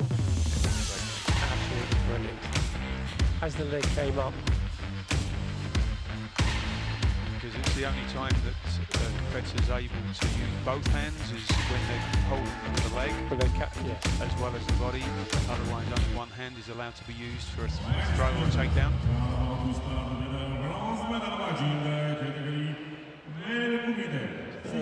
This was her El Dorado on the mat, taking that bronze medal. Time for the male Kumite minus 60, the super fast, super lightweights of the male divisions. This will be a bout between Bosnia and Herzegovina and Montenegro.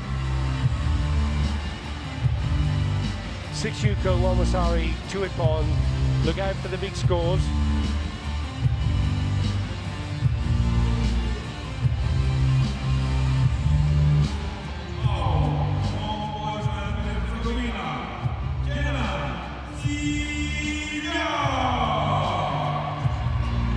Look at this, 15 Yuko, 1 Wasari, no Ippons, but great scoring ratio.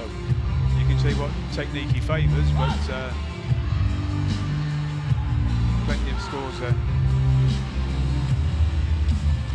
Oh, Kenan Silia of Bosnia and Herzegovina wearing blue. Bolsa Bosnovic of Montenegro. Eva Altman, the referee from Germany, member of the European Referee Commission. Actually, she's now world. And yes, world, yes, absolutely.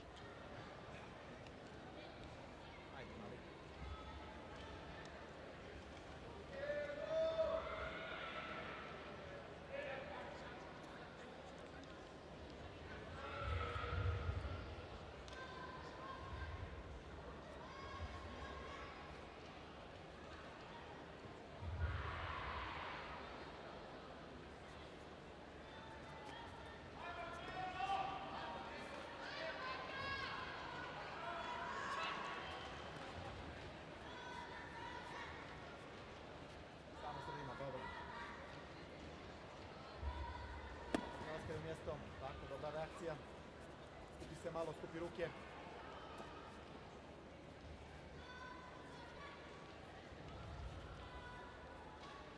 Icivaj malo. Provozaj malo lijevo, desno. Tako. Čekate dolje, te čekate. 15 seconds that you refer to again has passed. Coming up to 30 seconds, referee did call Tasukate. They're getting themselves a warning now.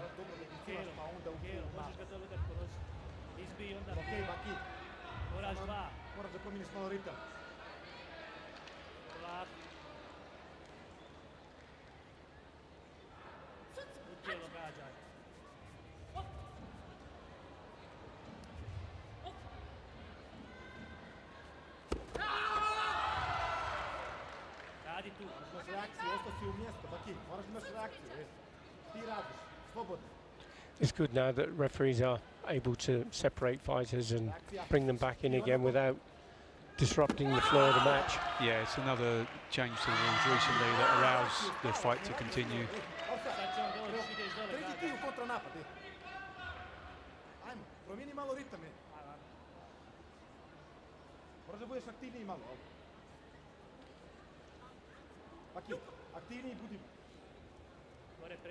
The referee has to be clear though that it's just a coming together. If there's any grabbing on one part or both, then that still becomes a stop, right, a fight and a warning.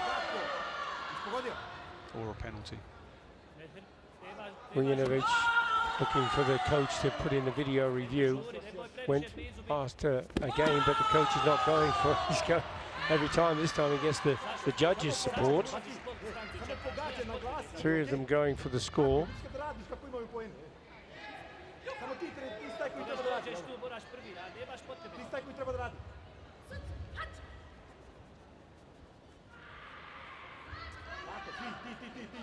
Vozaj ga malo, pa onda. Istrzaaj, u tijelo. Ti radiš.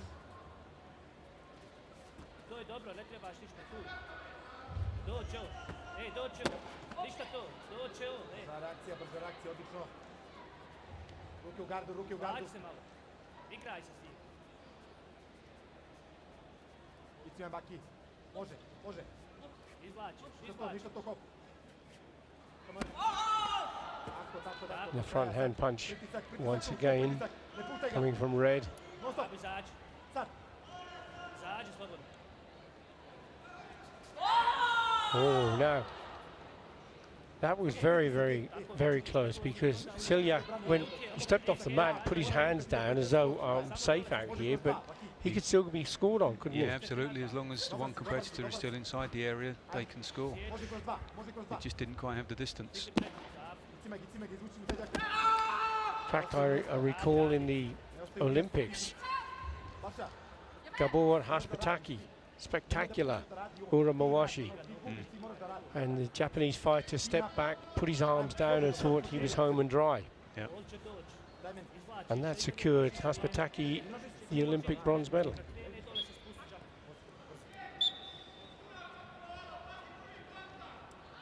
And indeed, if a competitor's not protecting themselves and there was a heavy contact and an injury, it would be deemed to be their own fault because they're not defending themselves. Yep. So if you put your hands down, you're certainly at risk of injury and a warning or penalty. And looks like the referee sent the athlete away. And whether he has a piece of equipment missing, potentially. I don't know if he has his shin pads on. That whistle you heard was the cancer, I think, signalling to the referee that there was something not quite right. Yeah, I can't see what's missing. Typically there'd be a clock running if he was missing equipment that he should have had when he started or needed to change anything. But his coach has gone off somewhere. Frustrating though for his opponent, Silia. He wants to get on with it. He's leading with that sensual advantage. Yeah, it's an unfortunate disruption and yeah, not good for the competitors.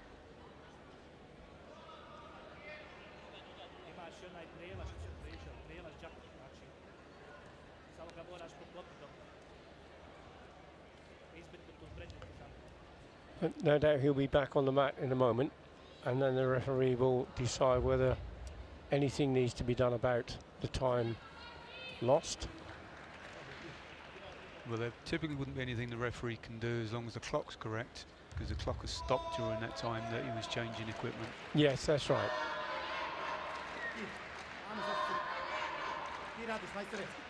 Well, perhaps there was a fault with the equipment. It wasn't, maybe there was a tear in it or something of that nature. I think it looked like the foot protector had become damaged, which happens during Yes. And there's a punch from Bosen. Just that 1 point score. He's the one who stepped off, and Silia, his concentration would have been affected by that lapse of time, wouldn't it? Certainly possible. Ne ostaje u mjestu, ne prime napad u mjesto. Non stop se kreći. Ti radiš. 22 seconds, and once more there is a video review requested from both coaches this time.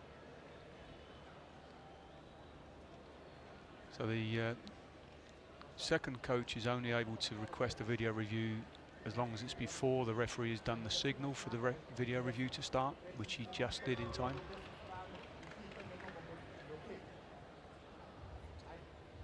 And there's the punch from blue.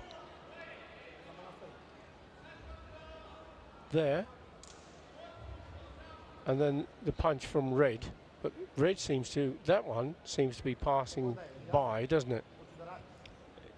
It certainly appears to be.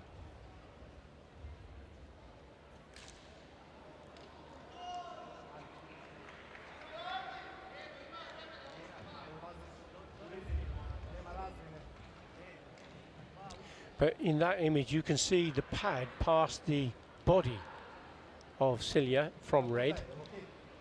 Certainly, I think the video review supervisor will be looking at whether or not it was on target, had the right distance. It certainly did look as though it was slipping past, and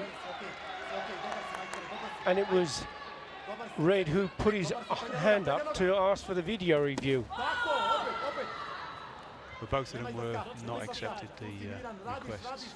Into the last 10 seconds, and Silia, who has the century advantage, but he does need another point.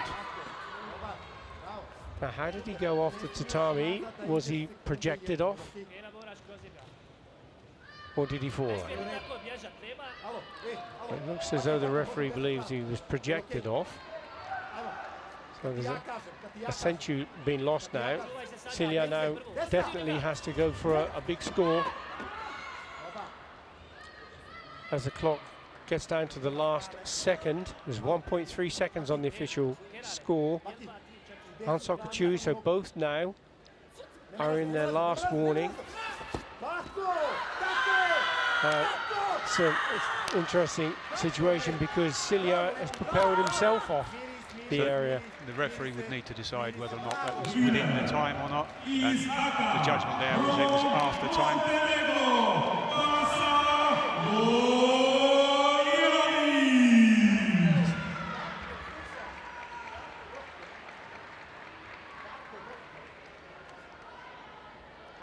So, Alsa Vojinovic of Montenegro takes the bronze medal. That was an interesting sort of match in many ways. There were lots of drama going on. Yeah, you can never predict what's going to happen in any individual bout.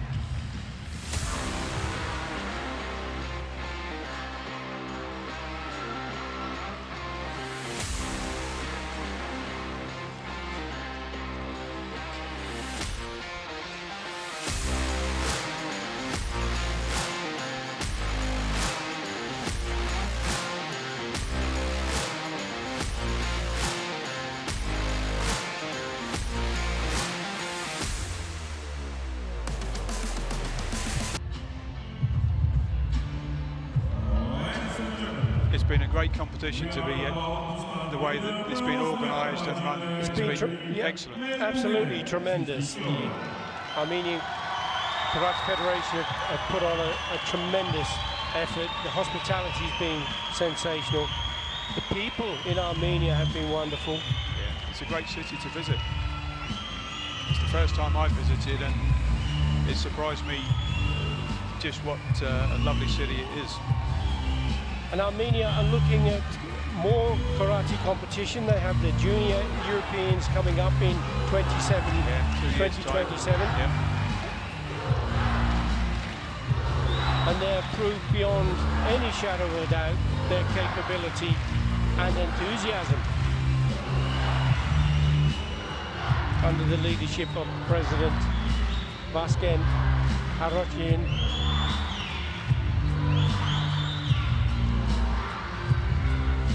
We are now looking at the last of the bronze medal individual bouts, and this is the male Kumite minus 60, and it's going to be between Kosovo and Armenia. This might be a bit lively then. I'm sure it will be, and there's definitely going to be major support for the young 19-year-old Yura Yalyan of Armenia.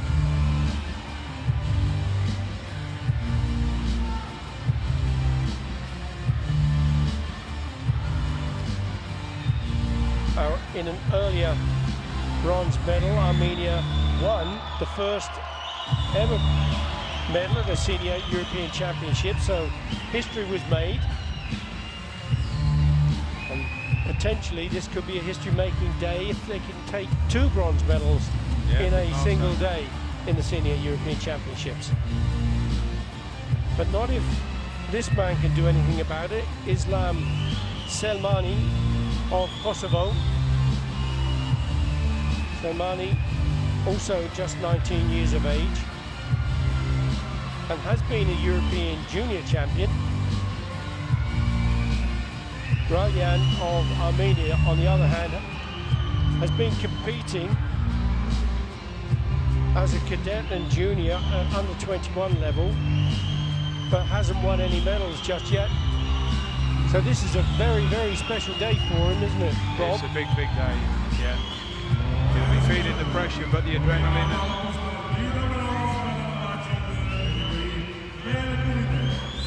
He definitely will have the crowd support for him.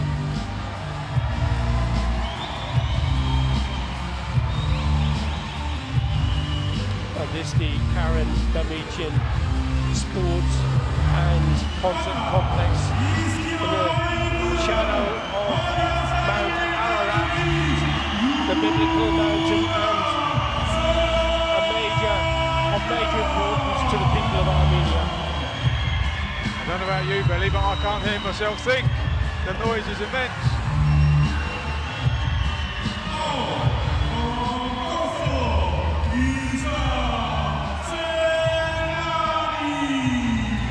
Islam Salmani, 4 Yuko, 6 Masari and 2 Impon on the way to the match, losing out to Akamel in the semi-final.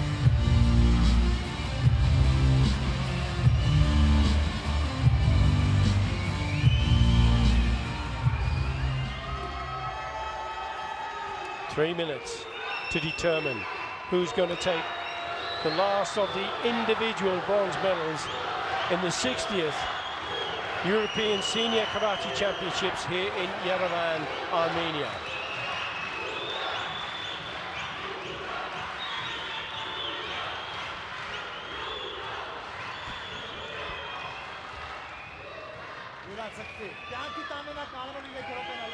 The Armenia Eagle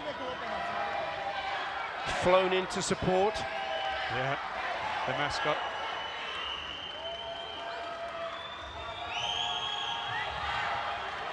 Galyan for Armenia wearing red. Salmani of Kosovo, who do all he can to spoil the Armenian party and take that bronze home to his fellow countrymen.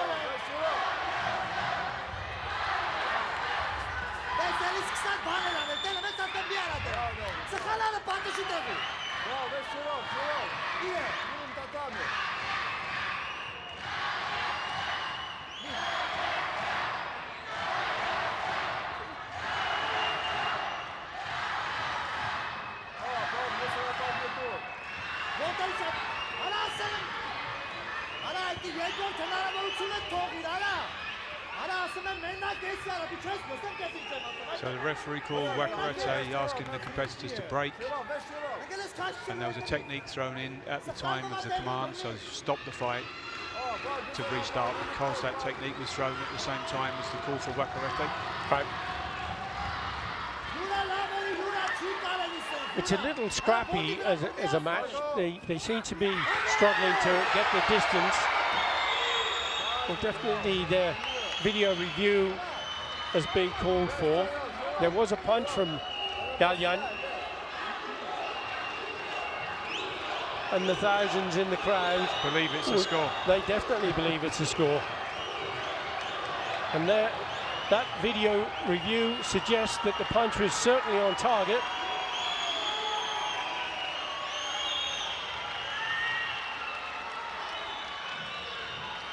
What are your thoughts there, Rob? Yeah, again, you need to see it running the distance there from this angle. Did it hook? Did it hook round?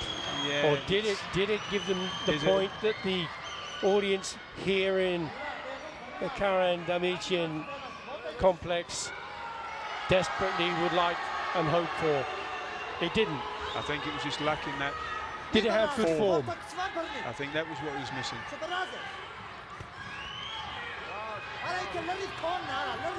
So no card available now from the coach. And once more, there's pressure being brought about from Zalyan.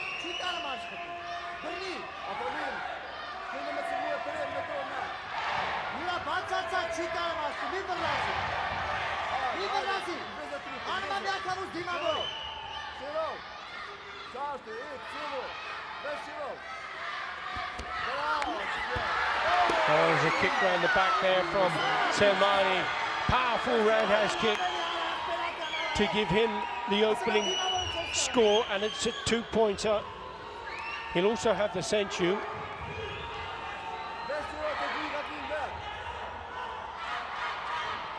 Zalyan now has half the match still to go, puts in that high punch to the head. Once more, he desperately wants to get the score, but didn't meet the distance.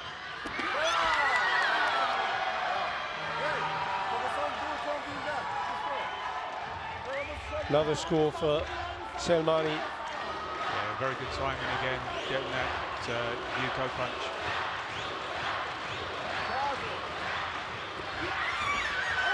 That looked a close one. Goes in this time strong to the body, and this time he does get all 4 judges supporting him. Most definitely will lift his spirits. And the crowd.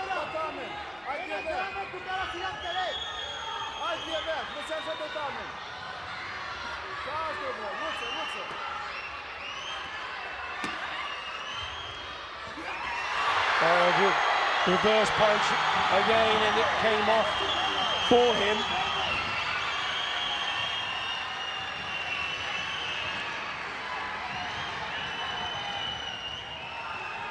Still a long way. Yeah, still a long way out. Minute and 4 seconds. It's only trailing by 1 point, and the senchu. His confidence will be growing. Calling for the video review, Salmani. I think the question here will be whether the kick was low, below the area that's the scoring area. It has to be on the body. Yeah, it has to be above the pelvis as a scoring area. I think he did a sweep and a kick. I think there's a few reasons that may not be given. So when you look at it, he tried to do the leg sweep and then he put the kick in, but the kick trajectory was kind of rising, wasn't it? Yeah. So he's lost the card. That front hand punch though had led into another score from Zalyan. Now it's 3-3. And this last 49 seconds are going to be immensely important for Armenia, and a possible second bronze medal.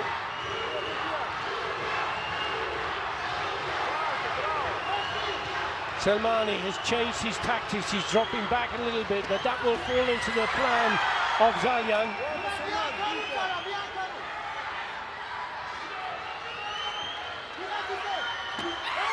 Zalyan again goes into the body, but he came out of the encounter. He should have stayed in there perhaps. Salmani steps off the mat. He'll get a warning for that. Holding his head, he can't believe it, this young man. It's great to see the spirit of these youngsters.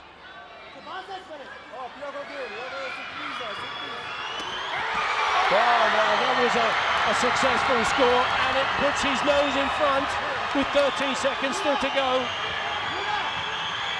Yura Zalyan of Armenia at this moment in time is looking to take the bronze medal in the Senior European Championships in his home. Yerevan is going to take another point. Salmani is seeing this bronze medal slip away from his grasp. He doesn't have a card, so he can't call for a video review.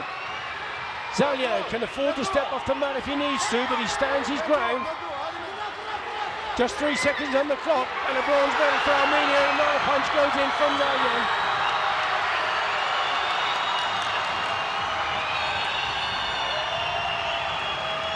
And the crowd erupts with emotion as Zayan for Armenia takes the second of the bronze medals for his country, pumps his chest.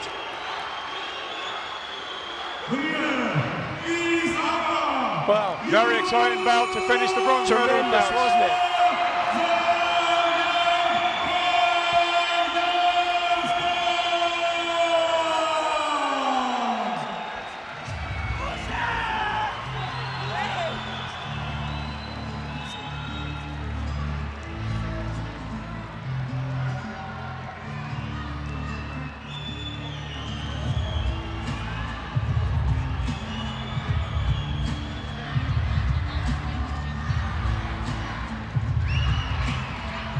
Well, what an exciting match that was, Rob.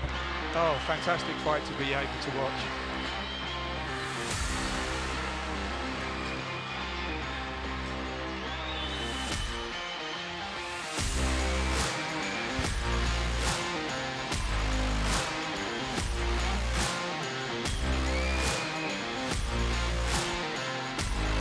My goodness. What a sensational match, and what a sensational finish to that. Great way to finish this mid-afternoon session. Well, we're not quite finished, Rob, because there was a protest in an earlier bout, and this was in the female minus 50 kilogram category, and the match between Ukraine and Latvia. And the protest was upheld, and there was a point that was scored toward the end of the bout in the last few seconds, and that will have to be resumed and the mistake corrected.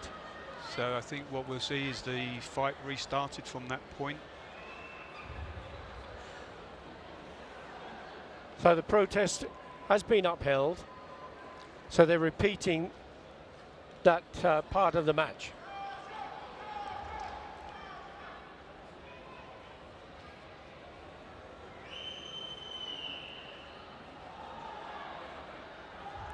So the same panel of judges, referee will come back up to repeat this as if it was continuing at the time. Exactly. Exactly. Well, they'll just get the scoreboard to record the correct situation.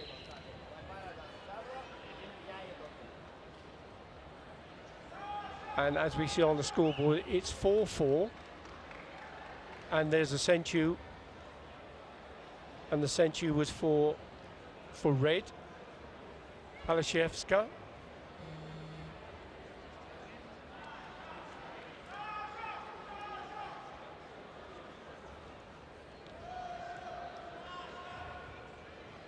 And then the decision will be made, because the score is so tight at 4-4, and a video review request for Bielova of Latvia. And of course, if this is successful, it will reverse that situation, and the score will be 5-4 for Latvia. So the point was given. The score is now 5-4. The scoreboard reads 0, so there's no time left. I think the time is yet to be put on. I'm not sure. No time, 1 second. Time 1 second on the video review. Protest. And therefore the result has changed the outcome of the bout.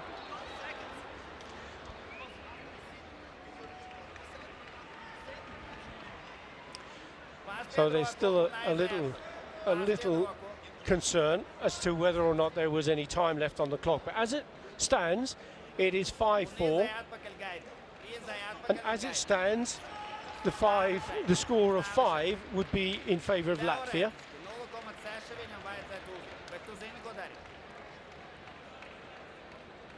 But the big question is, was there any time left, Rob? That's the difficult one, isn't it? Well, because if it is, they would have to resume the match from that point. Yeah, absolutely. I mean, the review of the video will hopefully give them an answer to whether or not there was any time on the clock at the point that Yame was called in the initial bout.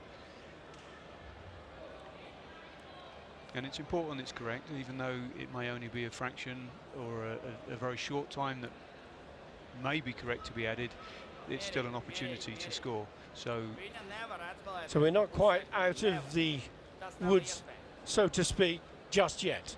Not until they've confirmed, verified that the video shows that there was no time at the point that Yame was called when the video review was then called for. On a positive note, this does show the importance of the protest procedure. Yeah, absolutely. The rules are written so we try to get the decisions right as the bout goes on, but if there's anything that is picked up, there's the opportunity for the coach to put in a protest. That then gets fully reviewed by an independent panel using video, and a decision is arrived at as to whether or not that protest is upheld or rejected. And in this case it was accepted, and it's just part of the process to make sure we get the right decisions. Now the only question that seems to be unanswered at the moment is to determine whether or not there was any time left on the clock and whether or not the bout should resume from that point. And the note I was given explained the situation in regard to the score and the reason for the video review being accepted, which is fine, but it doesn't, the note doesn't give any explanation as to whether or not there was any time left on the clock. So we are as in the dark as everybody else at this moment.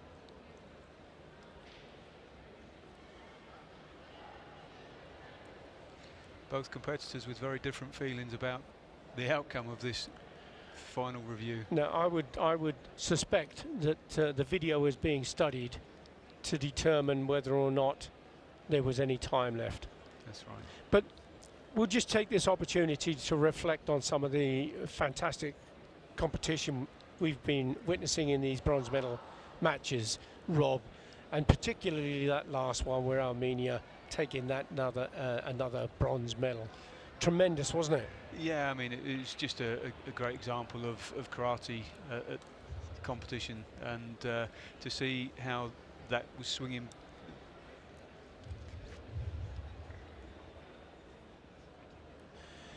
I think here is an opportunity. Look at the clock, it's red. It had 1 point something seconds. I could just see that. Let's have a look again, if we possibly can, and see the timing on the scoreboard. There's 0.6 of a second I can see on the clock there. 0.6 of a second remaining at 4-4. There's a video review request from Blue. That was accepted, and it was then made 5-4. So according to the clock, as we see it, there should be 0.6 of a second left. And I expect that's what will be added now. So that was a great capture from the director to bring us that time, which explains to us now exactly what the situation is. That's right. The 0.6 of a second. A 0.6, half a second. You can come, but you could still come straight across from the start position and score. It is possible. It's absolutely possible. Because it is possible to score within the last second, isn't it? Yes, absolutely. Until the clock until it goes white. red. Yeah, it finishes 0-0-0. Yep, that's right. And now there's 1 second being added on, so it's been rounded up to 1 second from 0.6. They will try and get it down to the right. Now it's come down to 0.6. There we are. Yes. You can see it's now 0.6 of a second left. So now the moment of truth. Paliska can come across the mat in that time. Now his time is up.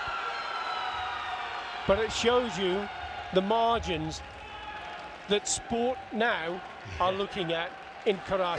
That's right. frustrating as it is to have to see the disappointment on the way that the match changed. Ultimately, if it's the correct outcome, then that's what's most important.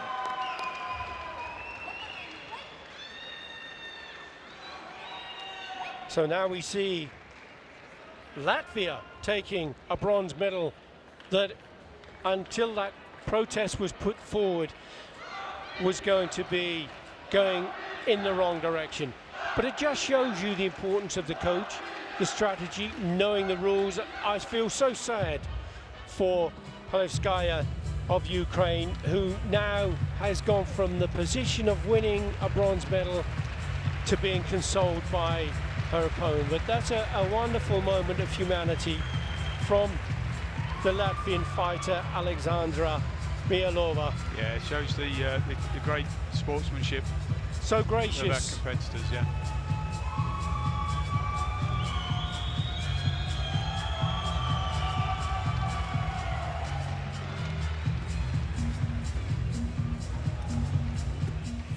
And there you see that clock was red, 0.6 of a second, but there's just no time really to do what she needed to do. She gave it a go.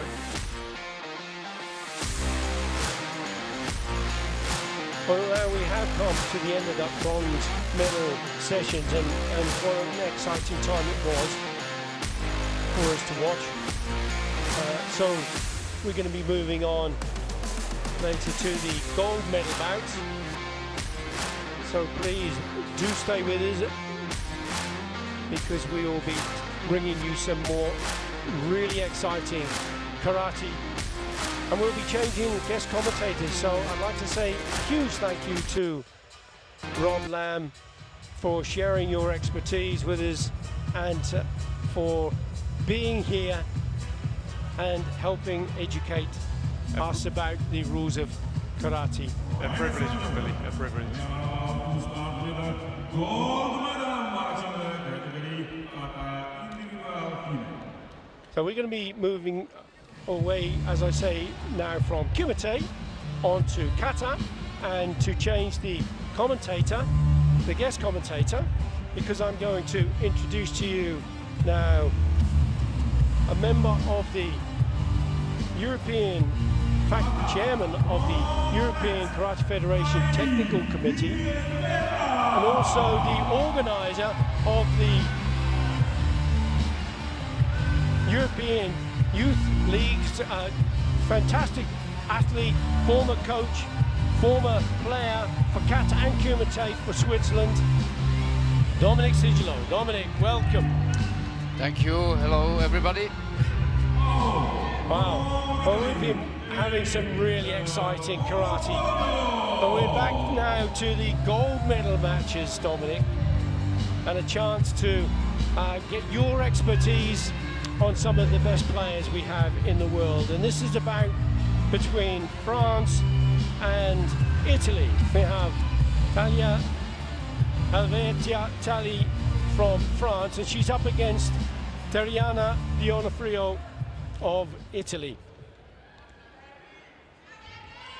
Dionofrio was second in the European Championships last year. She's qualified for the World Championships, World Games, should I say. Tali, on the other hand, has been a silver medalist at continental level as well, but has yet to take a gold. So both of these going for their first gold medal in Kata, Dominic. Yeah, that's a surprise from the French one. So she did really well in the elimination to show a really fantastic Gangaku. And she's chosen the Kata Gankaku for the gold medal match.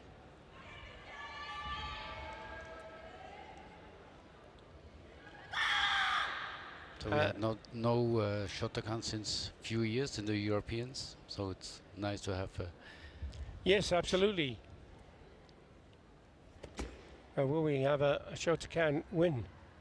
We'll have to wait and see.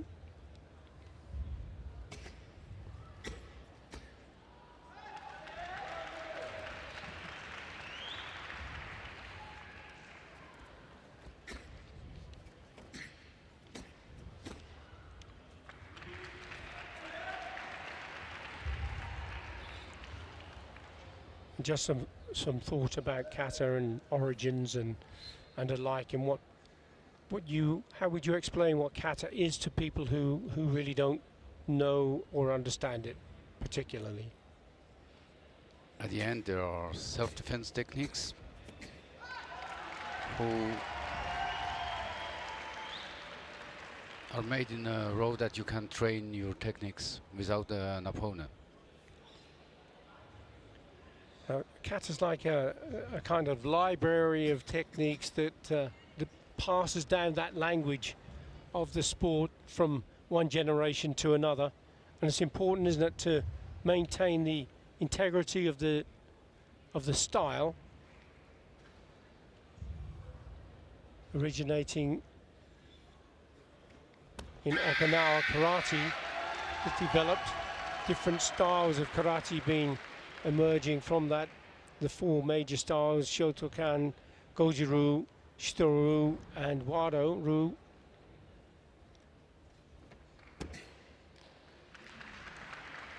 So if you want, Shotokan is a modern style. It's very new against the other because they don't exist in Okinawa. In Okinawa we have Shorin. It's very similar. Mm-hmm.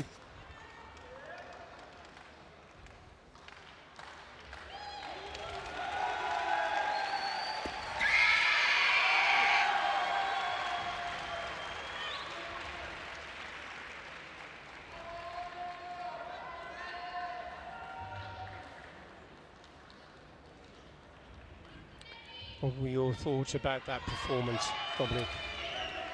Again, she showed it already in the elimination, and once more she showed very well. The difficulty is the balance when you go on one foot, and she did very well. Good speed.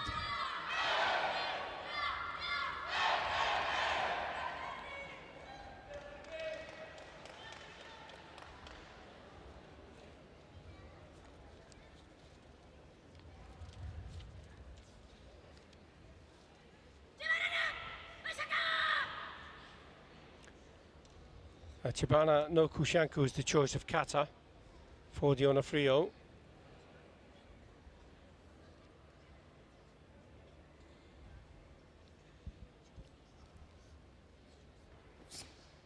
The Onofrio has a master's degree from the University of Rome. She's qualified for the World Games. And she's been a four-time member of the European gold medal winning Italian Kata team. Tremendous experience.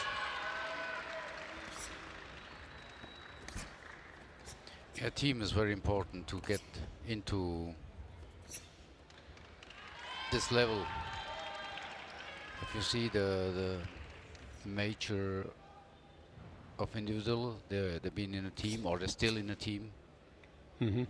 And so you have you progress. If you're only by your own, it's more difficult.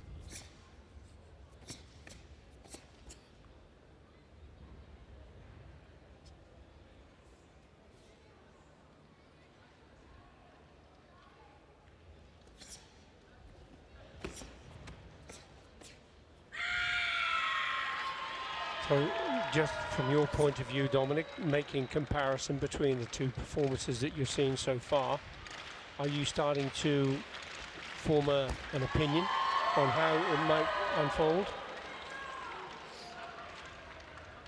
For my opinion, they are both quite on the same level. Until now.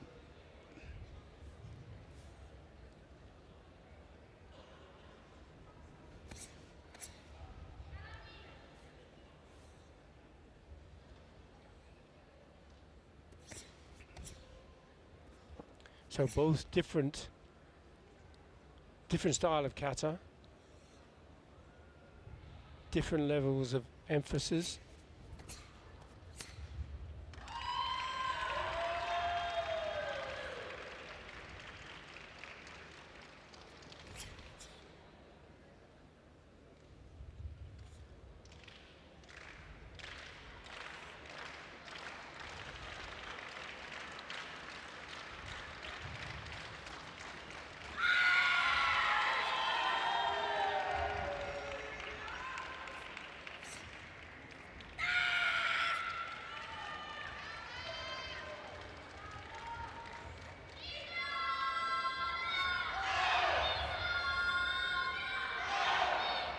Maybe I miss a bit the speed of the steps from the Italian.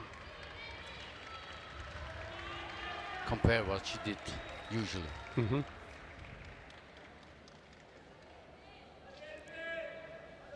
So the scores will be revealed in a moment.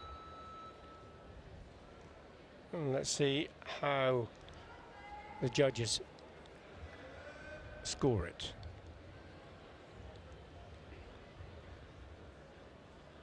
8-1, 7-8, tally. 8-1, 7-9, tally. 8-2, 8-1, tally. 8-3, 8-5 starts to go the other way. 8-4, 8-7, 8-6, 8-9, 8-9, 9-3, 42.1, 41.6. So the tables did turn, but the gold medal is going to Cariana of Italy.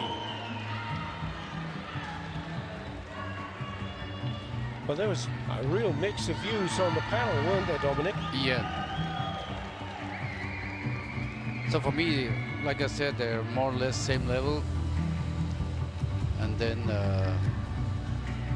could be some little details who make the difference.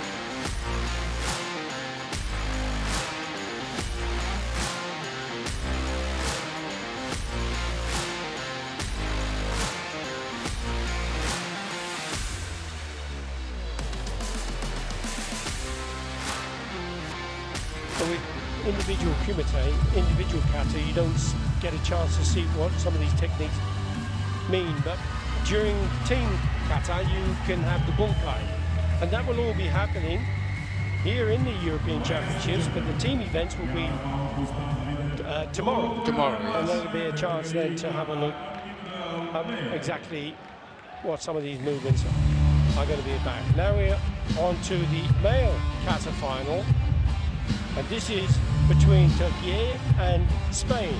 Enes Odeir of Turkey and Raul Martin Romero of Spain.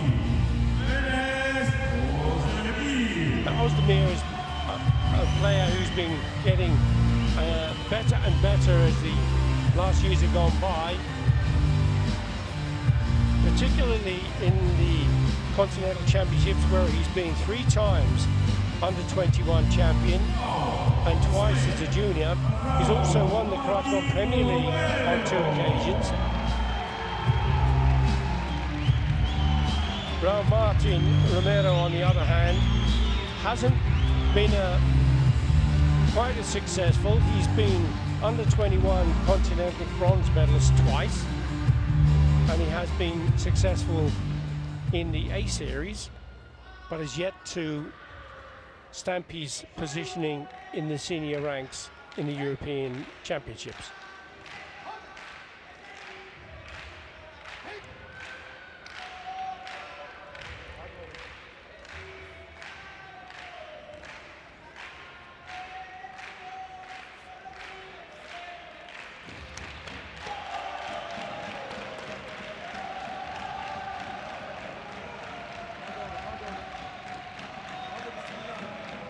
Again, we have Shotokan against Shtoryu.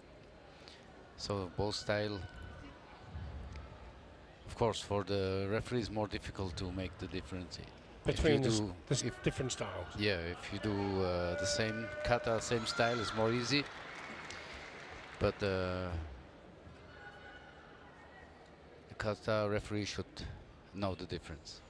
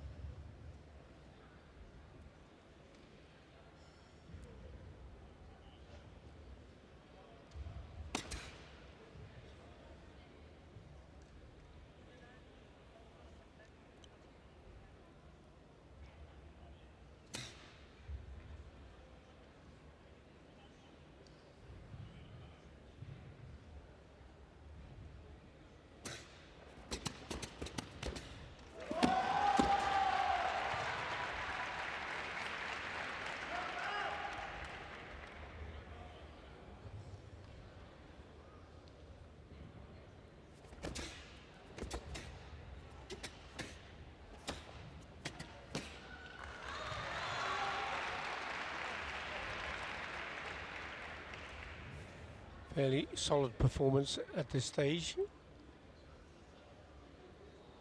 Yeah, Turkish, they are very strong karate. Maybe sometimes technically they have little difference because. Can you expand on that? What sort of little differences do you think? So it's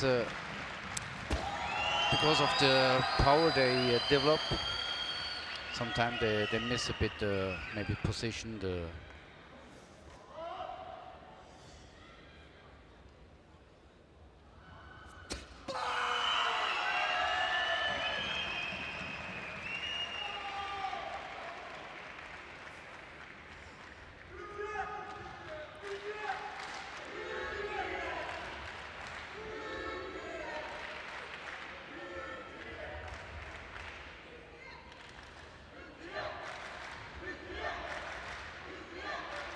So, Odeir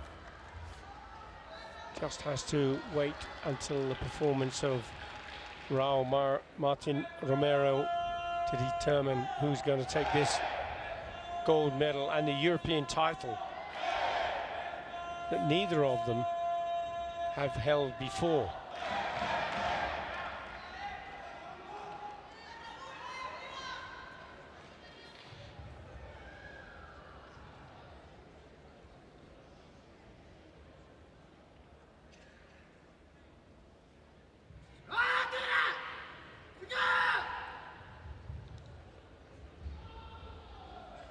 Chatnyara Kushanku, the choice of kata, which has been immensely popular in these European Championships. Many of the players have been performing this kata in the medal bouts, Dominic. Yeah, because it's a technical high-level kata. So we have in Shotokan we have the Kangudai. Unfortunately, we don't see it much, but everything is inside on this kata. You have kicks, you have jumps.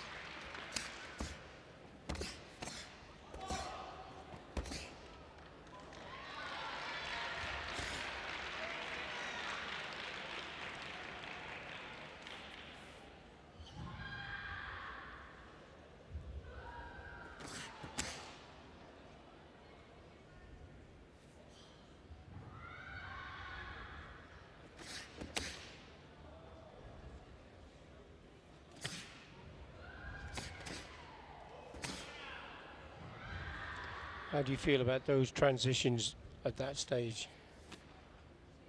Good, but the position of the hip should be a little bit more inside. And the connectivity between the upper and lower body has to be in unison. Yeah, if your hips goes a bit outside in the back, so you can't transmit the power from the floor, who is one of the most important things in karate.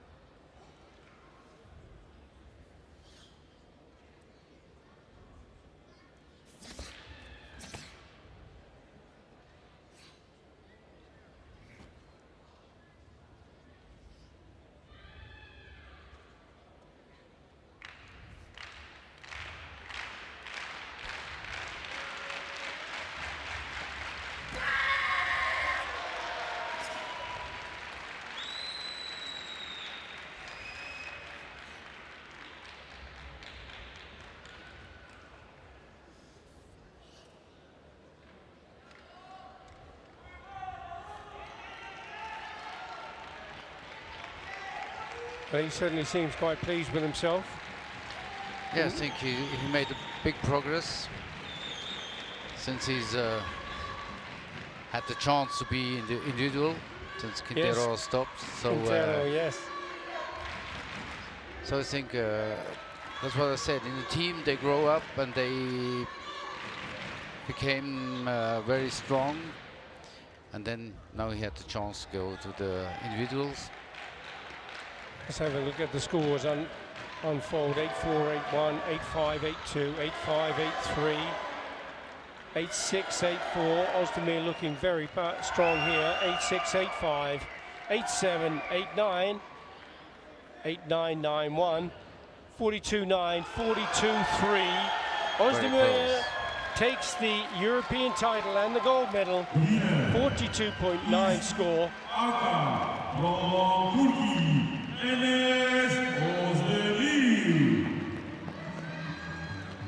I think like with the female, they were in the same level. It's just margins, tight margins between it. 42.9 against 42.3.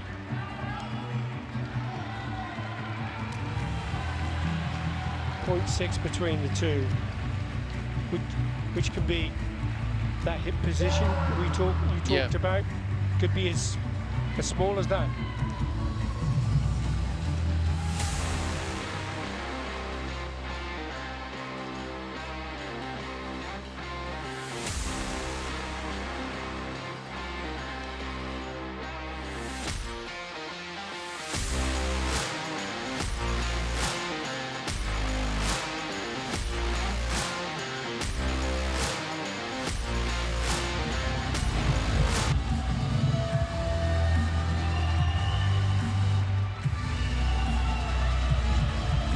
Changing the mat over so that we can get ready for Kumite.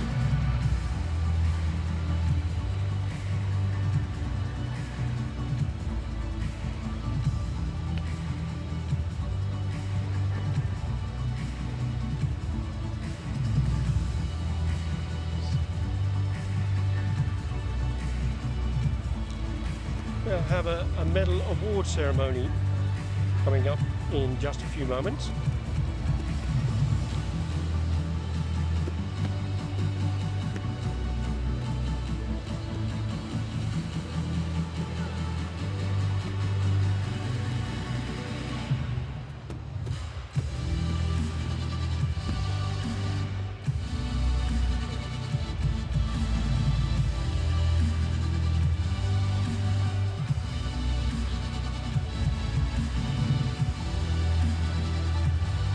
Dominic, take the opportunity to just talk about the work that you have on behalf of WKF.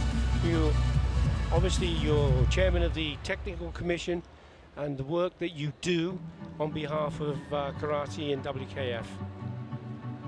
Okay, I'm vice chairman, but I'm here since 13 years as a technical commission, so we try to develop the karate, the competition, to educate the coaches. So the last 2 years we more work on the coaches side to help them to be a good coach, to know the rules, and we try to develop a better harmony between the referees and the coaches.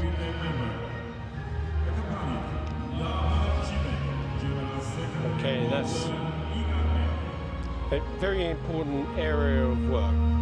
With the presentation now for the female kata individual, medals will be awarded by Bruno Berfali, EKF Executive Committee member, assisted by Mr. Davor Cipek, the General Secretary of the European Karate Federation. Bronze medal is going to Paula Garcia Lozano, who defeated Yasmin Gutner of Germany to take the bronze medal.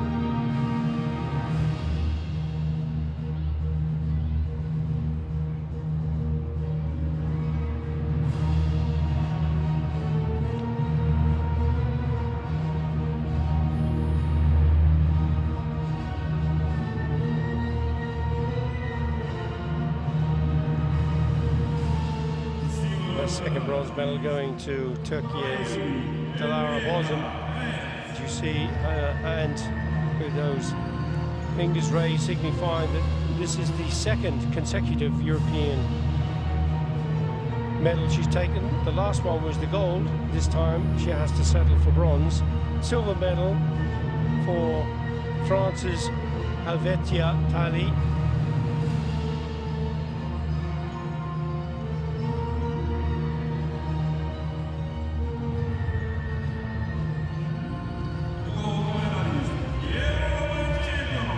The gold medal going to Italy's Tariana Dionofrio.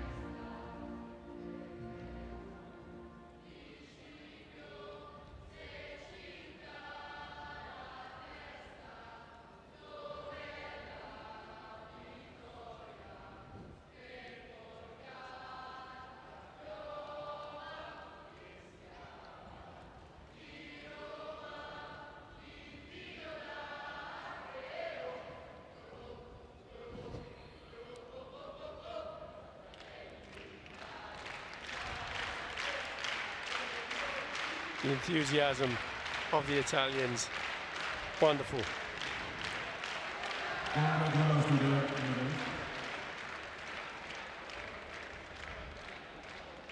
It's a nice hymn.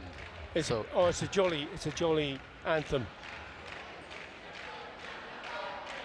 Your medalists for the female kata division.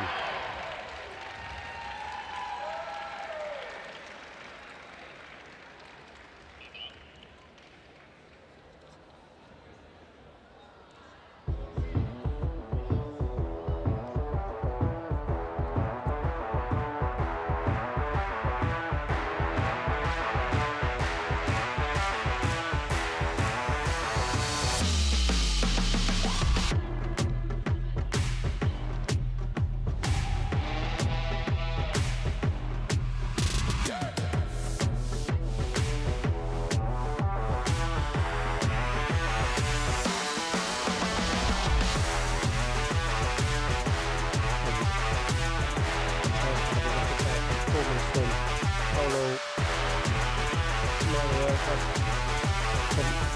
Spain.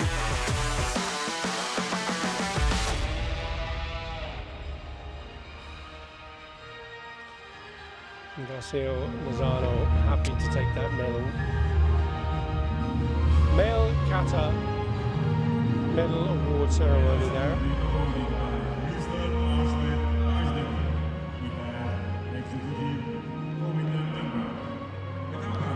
Medal is being awarded by Erkemin Tazdemir, executive member of the European Karate Federation, and assisted by, accompanied by Yuri Bocek, first vice president of the European Karate Federation.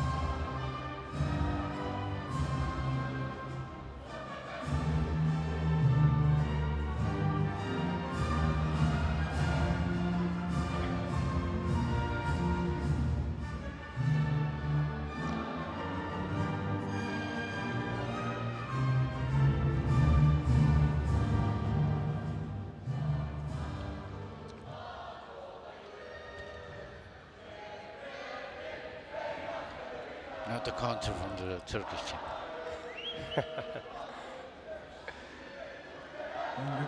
Congratulations to medalist.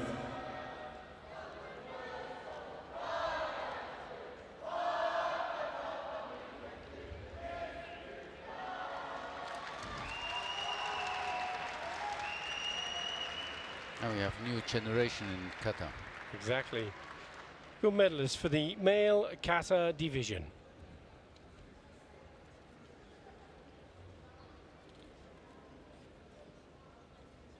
And a new generation is on its way, as you quite rightly say, and on your way, I'm afraid, because I'm going to have to say goodbye, and we're going to change over from Kata to Kumite, and we're going to have another guest commentator with us, Dominic Sigilo. Thank you so much for your help, and we'll speak again very soon, no doubt. Thank you. Okay, thank you. Bye bye.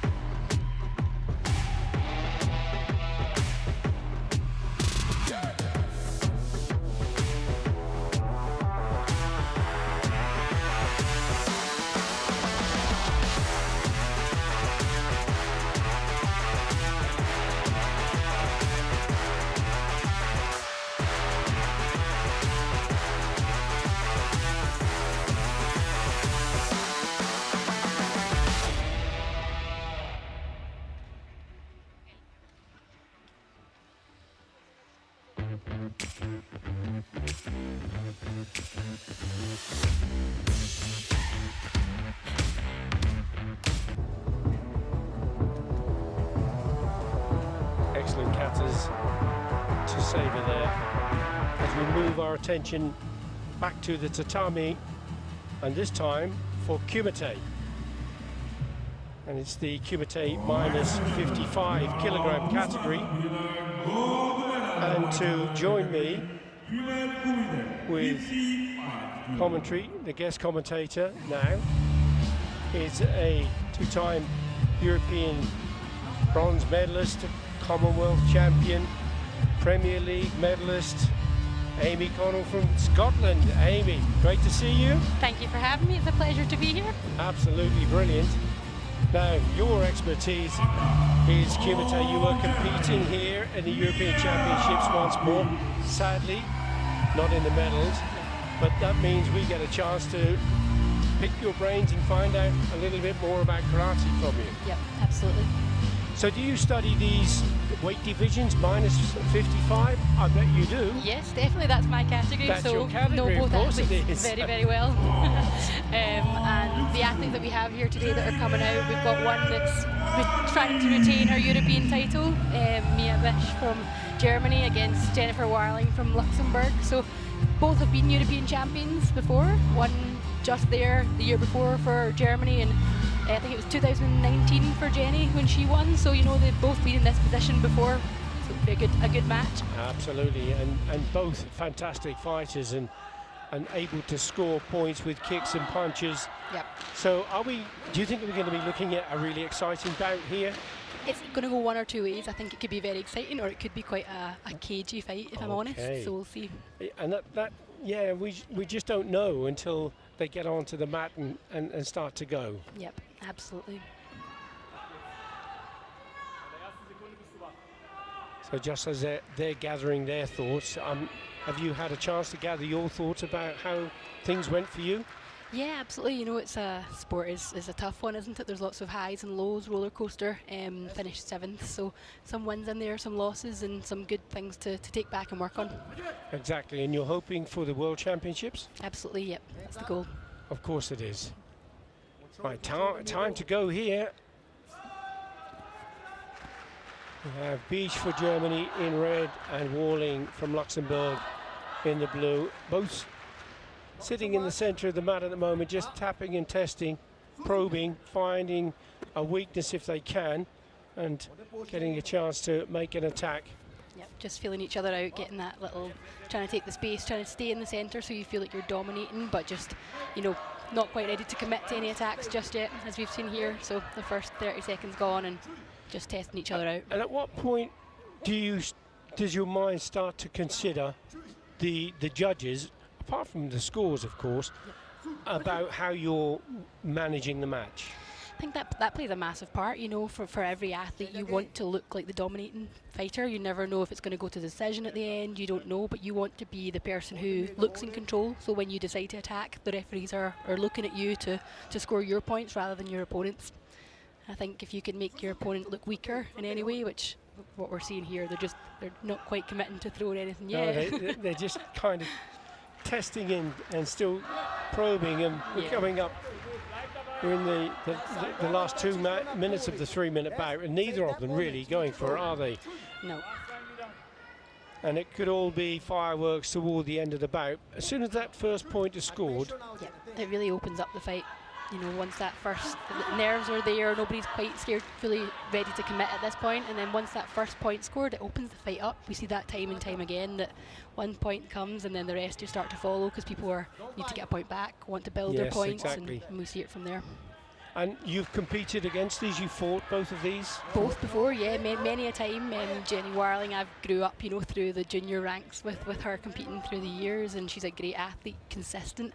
A couple of injuries, but always comes back. She's been doing really well recently.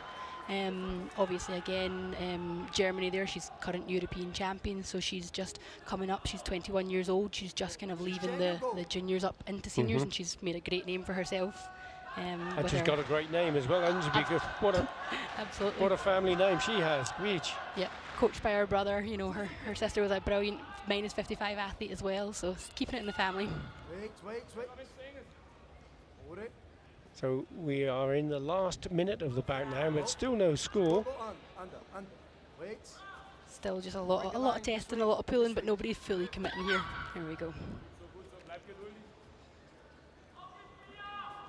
Do you start to concern yourself when you're at this stage, if you're in this position, or how do you feel they're thinking and feeling now? So both are in the exact same situation. You know, they have the same warnings, they have the same, nobody's really through more. Maybe potentially Germany started a couple more, but right now it's very cagey, because you don't want to overcommit at this point either, because if that person has been waiting, you know, 2.5 minutes for you to overcommit and then they're going to steal a point, we don't want to see that either. So as you can see, that's why they're both still, there's a lot on the line, as you can tell. Oh, well, absolutely. There's a gold medal and a European title on the line.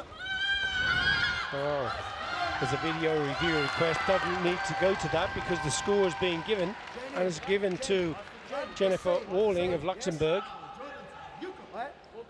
So this 3-minute bout could turn into a 20-second bout, couldn't it? It's all going to happen in these next 20 seconds. And that's what she was waiting for, you know, that open up situation, and she took the point when it came. It's, in athletics terms, it's a bit like the 1500 meters. It's all the build up, the last lap, and then the last lap, everything starts to unfold. Absolutely. There's a punch over the top there from Jennifer Warling. Video review requested from both of the coaches.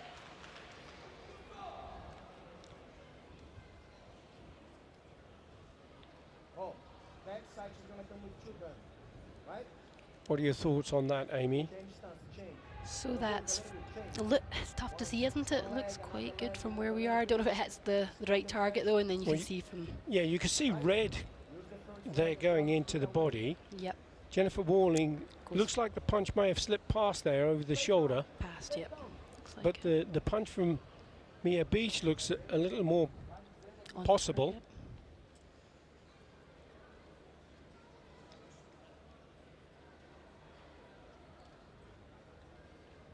So will it be a point for red and not for blue, or will it be a point for both? There were 2 punches there from blue, wasn't there? The first one seemed to slip past, the second one possibly, but by that point, no pun intended, red had already delivered the punch to the body. So red's been accepted. And it is the point that goes in first that gets the score. Exactly, so and blue has been rejected. Yeah. And that's a great rule that's been brought in, you know, when the person who throws first, who scores first, their point should be the one that scores. So.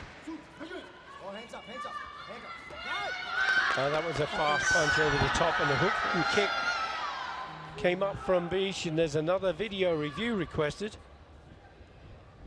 And there's no card for the coach of Jennifer Warling now. Right? Okay. Oh. Back, break, she's coming good. Have you, and you've said you've competed with both of them? Yeah. And when you competed with Bish, you talked a little bit about Jennifer Warling. What about Mia Bish?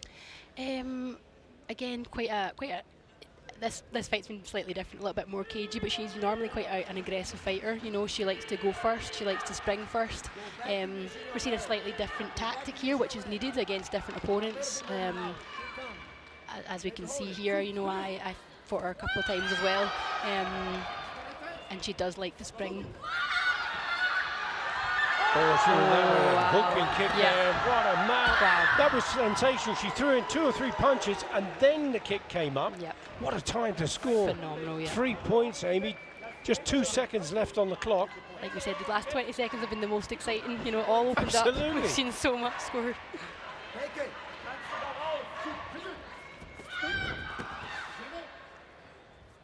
Jennifer Warling just charges in, trying to desperately get herself on the scoreboard. No, Bish would stepped off. She won't worry too much about that, though, will she? No.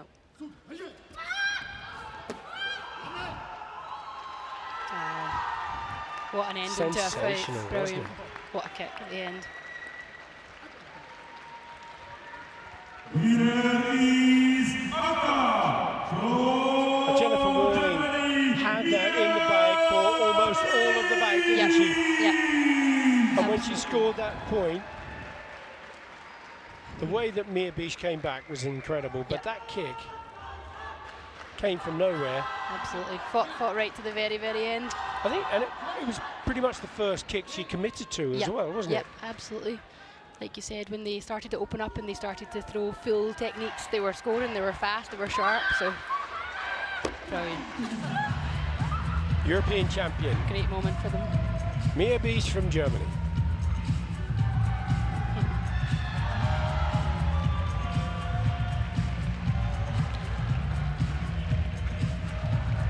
You've experienced that feeling before, maybe not with a gold medal, but you've won lots of medals and bronze medals. You were Commonwealth champion, you took a gold medal there. That feeling of success. Just, you know, as an athlete, that's what we work towards, you know, like the gold is the one we want, you know, we'll take a medal, but the gold medal bouts, just, you know, all the hard work, all the stuff that people don't see behind the scenes, the tears, the blood, the sweat, all of that stuff, it comes, and this is where you want it to show and shine, and when you're on that podium up there, it means so much. So this is why sport is just great to watch, and you know, karate in particular, I love our sport. Yes, and we saw there was in one of the bronze medal bouts there was a protest, and the decision was that there was an error and a point had been missed, and it was changed round. So the person who won the bronze medal ended up losing the bronze medal because there was 0.6 of a second still on the clock. Yep. The margins in karate now are getting tighter and tighter, aren't they? Yeah, absolutely. They're you know, it's literally a split second. You need to be, you know, completely on for these 3 minutes. It's 3 very intense minutes, but you know, you have to be on it for every single second, because like we've seen there in the last 20 seconds, there's 5 points scored between 2 different athletes, you know, like it all happens like in the blink of an eye, and if you're switched off, that's when, you know, you win or lose, that's when it happens. You start thinking you're on the podium, taking home the medal. Absolutely, you've seen it there, yeah. Male Kumite minus 67 kilo. Match between Odeir and EKF 1. Neutral athlete. Eric Oganesian, 22 years of age. Minus 60 world and continental bronze medalist. Omar Udaramin Oze Omar from Turkey. Referee Kamar Melua of Georgia. Two great athletes, you know, and the Turkish athlete here, he took a silver medal at the Paris K1 this year. And on his way through to this final here, he had beat the silver medalist world champion, you know, so he's on fire. He's had a really good tournament, so again, this should be a good fight to watch. And what do you think we can look out for, kicks or punches? I think we're going to see a bit of both, to be very honest here. Yeah, lots of kicks, but a bit of both. It's interesting when you look at the stats now, and the athletes come up, you can see how many Yukos and Nippons and Wazaris they've scored, so you get a feeling, get an idea of what might be possible.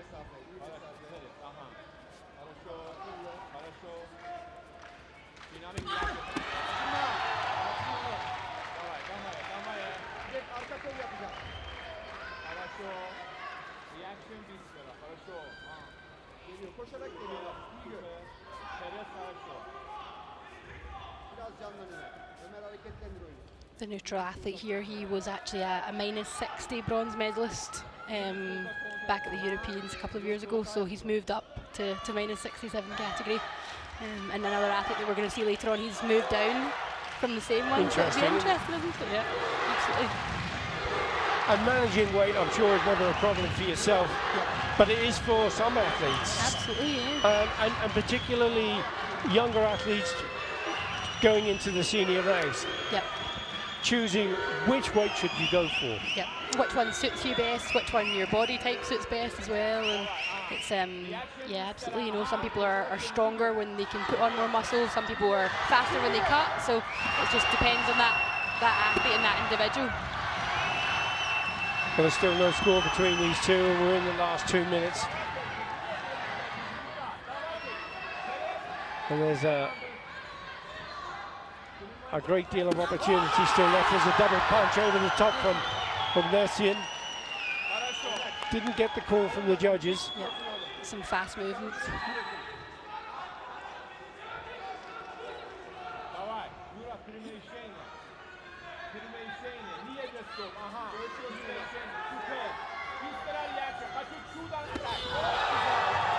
That was more like it from Odeir. Didn't get the judges' support, but the coach believes it was a score.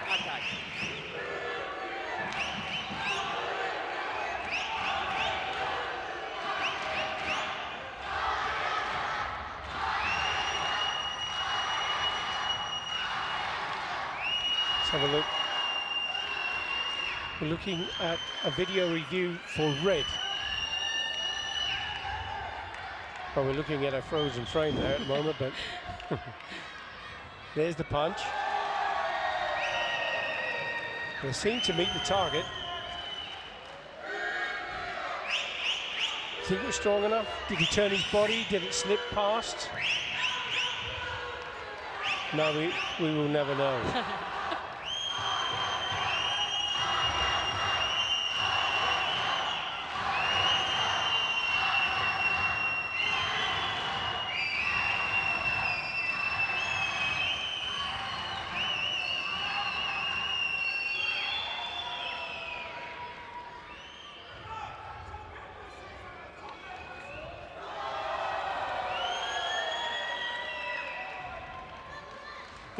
It looked a kind of jab. Yeah, it didn't look like it had quite enough behind it. Yeah, vigorous application. Was it a powerful enough technique? I'm not too sure, but it's difficult to tell because, frankly, the images are not the best. Yep.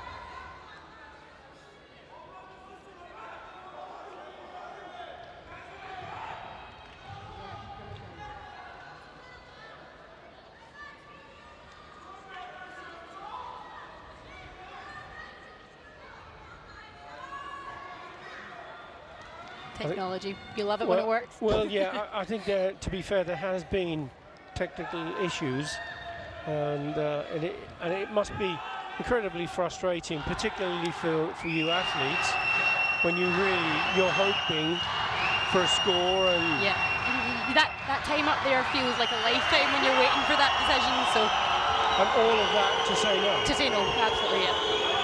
You can hear the crowd are right behind that. Yeah, absolutely.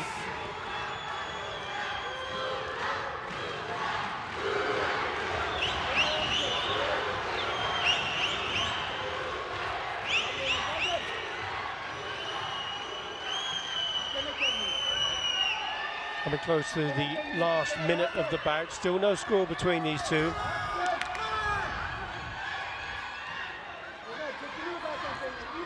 Going to be difficult for the referees to determine who they would give the vote to. Yep, until the last minute.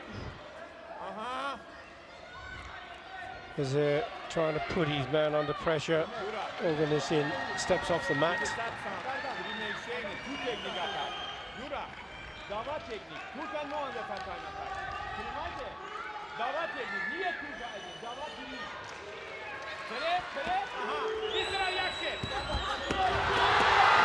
was two long punches from Odeir, but it was the counter punch from Odeir that was the one that got the judges' support. 3 of the judges went for that point. Just slipped back and then perfectly timed it. It was, because he just managed to get back out of the range, didn't he, of blue, of Odeir. And that's the tactic, isn't it? It's taking the space away from your athlete to score your point.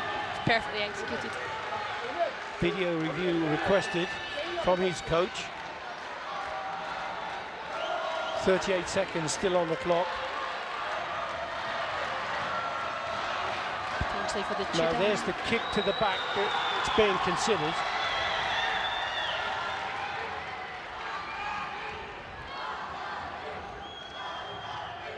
Well, it looks as though it may have met the target, but was the foot turned over? What do you think of the quality of the technique? It definitely, Amy? you know, it hit target. It's just whether it hit the right area of the foot hit the back, isn't it? Because it was kind of going upwards. It looked a bit, Slightly, didn't it?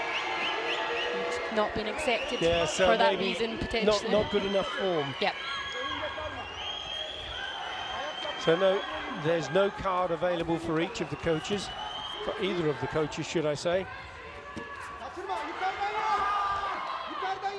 Odeir steps off the mat, 27 seconds. So he's going to get another chewy warning, but that's not too much of a problem at this stage. He has that sensu advantage and the 1 point lead. Now that was a punch there before the kick, wasn't there? A beautiful punch timing before the kick. Exactly. And 3 of the judges have gone for the 1 point score. Yep. There's the punch. Yep. And there's the kick. Yeah, absolutely. So the judges have gone for the punch, which was clearly first. Yep. And Odeir, instead of getting a point, has got a warning. Going for that high kick again, it coming hooked in. Odeir being given a 1 point score. Yep.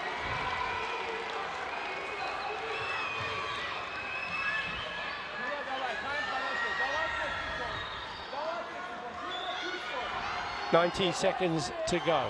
Odeir still leading 2 points to 1. Odeir with a great deal of support in the crowd, still desperately trying to. Yeah. Odeir was down and up like a cat. Yep. He was so quick, wasn't he? Absolutely. Another warning for blue for grabbing just there. So you can grab and do an instant technique, but it was just slightly a couple of extra ones there, wasn't there? Yes, it was.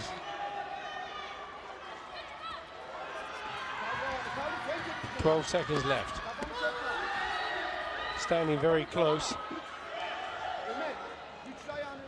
So was the referee on that occasion. Yep. Got to be quick, even if you're a referee here. Especially with the super fast fighters we got in front of us. The kick to the body from Odeir. And this is where you really want your coach to have the card, isn't it, Amy? Yeah, when the lots was getting thrown at this point, and there's a lot more mistakes being made, you know, there's 2 seconds on the clock. This is when big things can happen. Odeir's lost the sensu, puts in a side kick. There's a punch coming there from Odeir. It's calling for a score.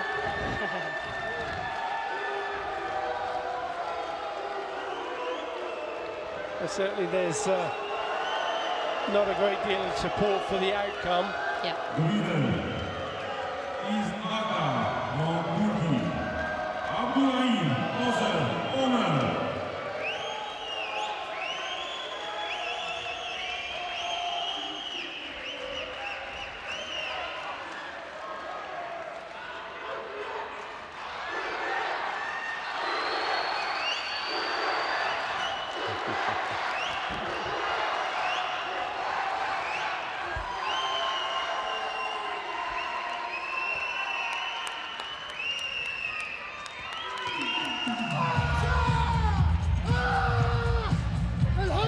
As he comes off the mat, Omar Abduramin Odeir can be mightily pleased with his win. Takes the European Championship title and the gold medal.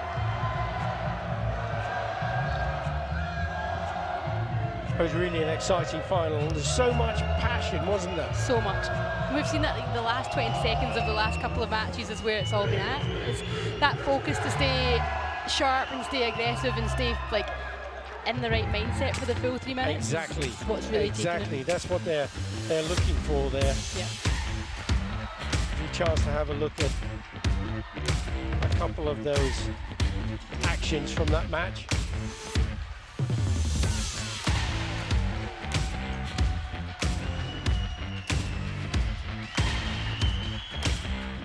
punches flying in from every angle. Yeah, absolutely. Left nothing on the table.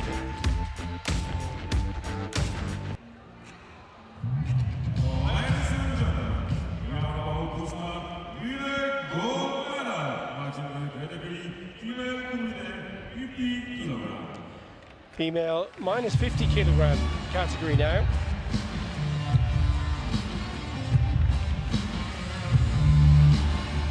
Between Italy and Croatia. Rafetto of Italy, world silver medalist in Budapest. Emma Scardelli, the defending European champion. Okay, this is going to be an exciting one, Amy. Very exciting. And there's three European champions that have been going for their second, obviously defending ones. One heavyweight male lost his earlier on. Yeah. We've seen Angelo Vesic. Yes, we saw Mia retain hers there, and this is the third one to see if she can retain hers, the Croatian. Triyuko Tumasari in the scoring coming into this gold medal match. Emma Scardelli, defending European champion. Last year on her way to the final, when she got to the final last year, the Croatian, she won her final by 8 clear points. So it was a very exciting match, so it'd be great to see something like that again here. Well, if she can pull that out of the bag from an entertainment point of view, it would be wonderful. But I'm sure Emily Rafetto will have something to say about no doubt. all of that.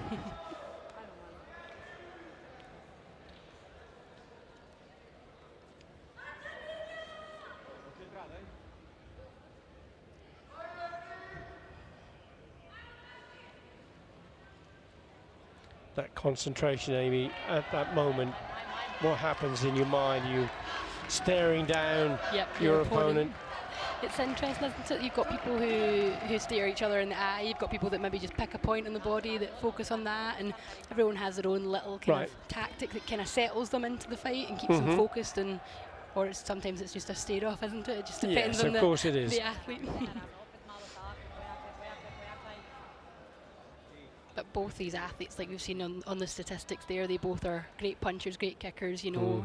They're both very, very fast as well, minus 50. And then they can kind of cancel each other out, as they might be doing here for the first 30 seconds, very little happening. Yep. They clearly don't want to lose that first. It's so difficult to score a point, so easy to give one away, isn't it? Absolutely, yep. And that's why we see that a lot, the first 30 seconds. It tends to be a little bit of cat and mouse, isn't it?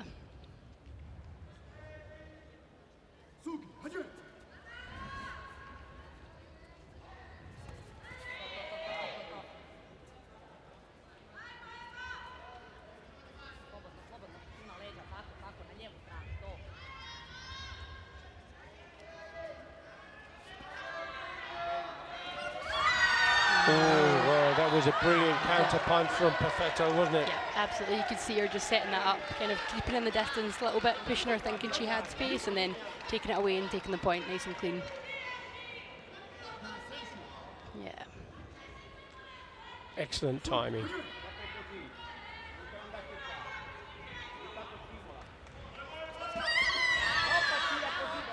Scardelli trying to do that roundhouse kick as Rafetto moved around. That was a sensational attempt for a head kick.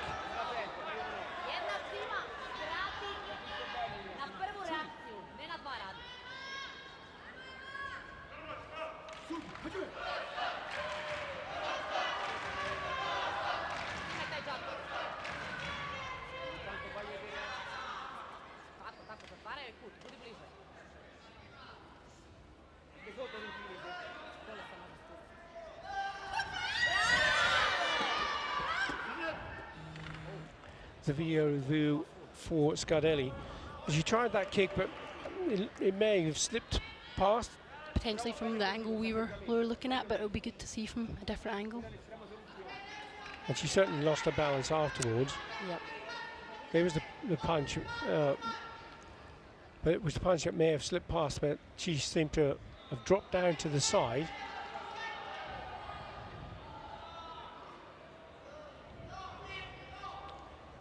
if you were her, would you expect that to be given?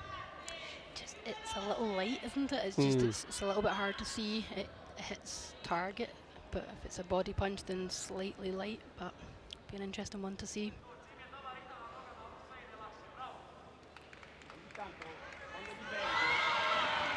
It's been accepted. Yep.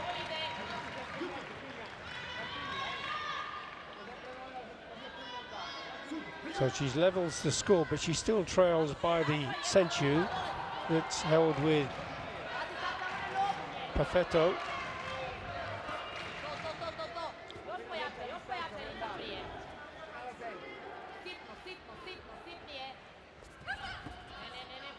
Very composed, doesn't she? The Italian just she does. Focused, composed, kind of knows what she's doing, sticking to her game plan very well. Certainly a lot less energy being expended by her. She's settling for the counter punch opportunities. Yep. Asked for the coach to review that through the video.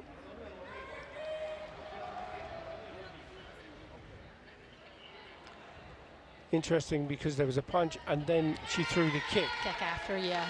Potentially the kick that she was looking to.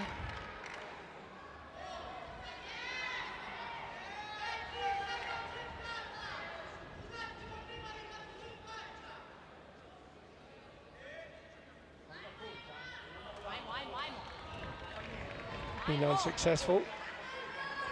So no card for the Italian coach.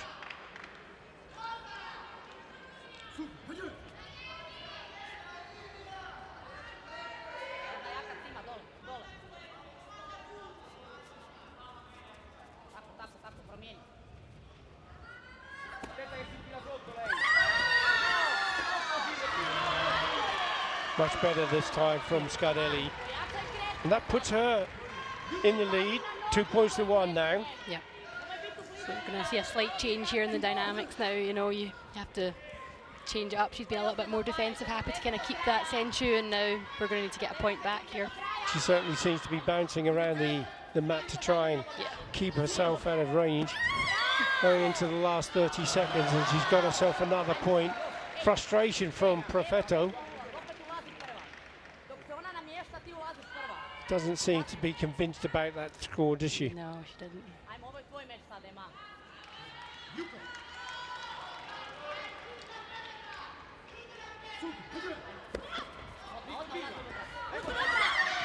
Oh, that hooking kick came up from nowhere, didn't it? Yeah, wow. Brilliant. Yeah. Punch certainly did come from Scardelli, but the leg from Rafetto gives her a 3-point score. Tremendous. So quick. But she still has the Senchu. Yep.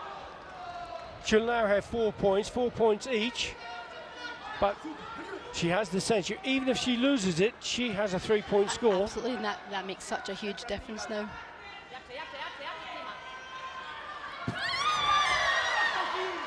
As a video review requested from Scardelli. You could certainly hear the technique go in, but whether it went in on target. Yep, that's the question.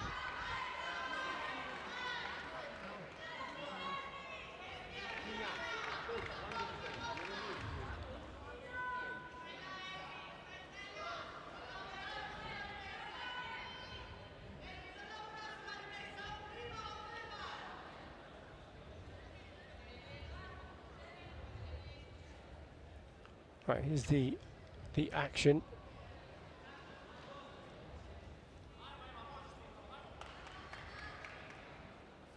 That's a video review for blue that was being considered. Didn't get to see it there, I'm not sure. Wasn't in from the video. No, there was no opportunity for us to see what was going on.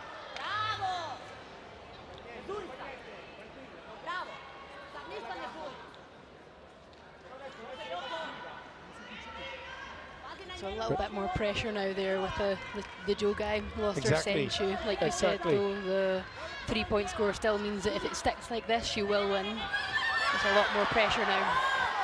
And there was a counter punch from Rafetto, which was exactly what she needed to do. Yeah.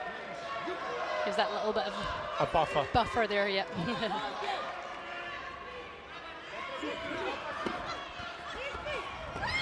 Oh no, if this one pulls off, and it does, my goodness me. What an incredible technique to pull off with just 1 second on the clock. Completely turns the tables now.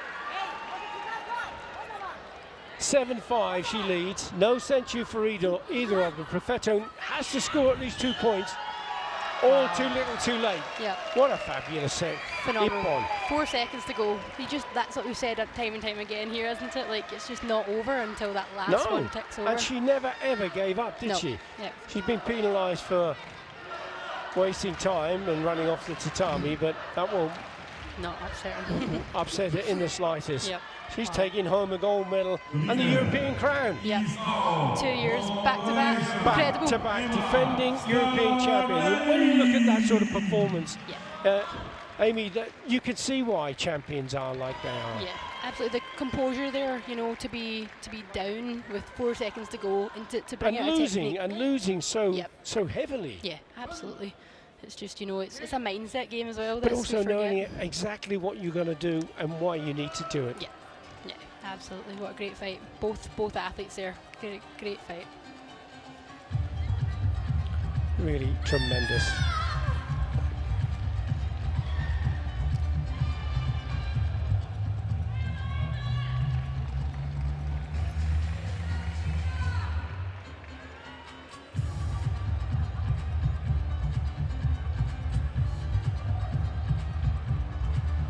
That's the way to celebrate.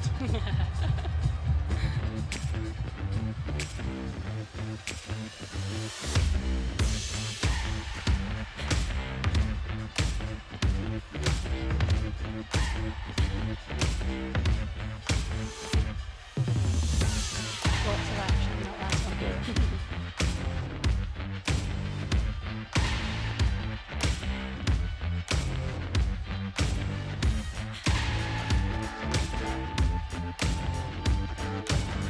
Wow. That was a tremendous comeback. I can't believe it. Amy, we're on our last match already. The gold medal session has gone so fast. It has, hasn't it? Some great matches in there. Really, really good matches. And this is the male Kumite minus 60 kilogram, and it's a bout between Albania and the neutral athlete EKF 1.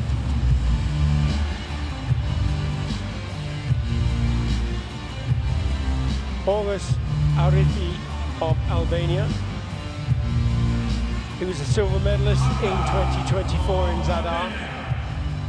9 youth golds and a Nippon.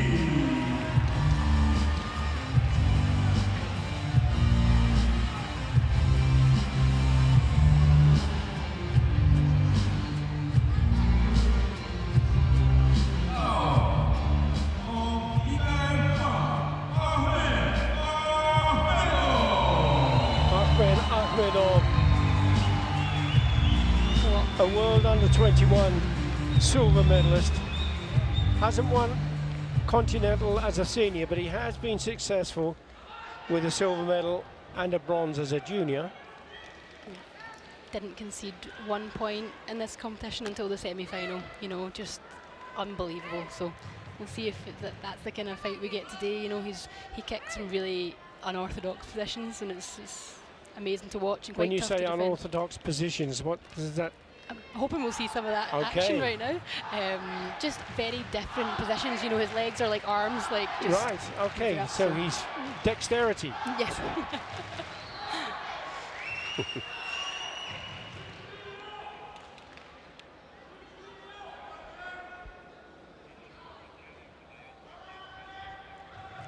Now, sadly, I can't read that sign. If I could, I would tell you what it says, but I no doubt it is supportive. Yes, absolutely.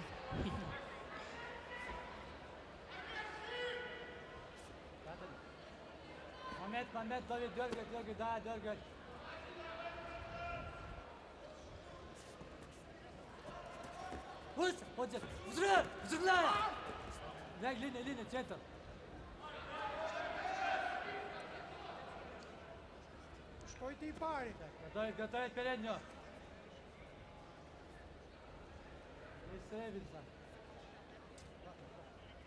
Да, дергается, давай. Через подготовку, Ахмед. Через подготовку лучше. Дергаться сюда, дергаться. О, Not a great deal going on at the moment, Amy. No, same as a lot of these fights we've seen the first kind of 30 seconds, 40 seconds. They're just testing each other out, seeing who's going to go first. Does it beg the question, do you need 3 minutes? Yeah, I know. Would 2 minutes suffice? 2 minutes. We've seen 20 seconds sometimes, doesn't it? It just depends where all the action is. It depends where the action is. Yep. On the other hand, we've seen matches where it's been nothing but full-on competition from start to finish, yep, with huge scores. Yep. Стресс, подготовка. Да, через лоб давление. Алди! Я! Шире! Построен!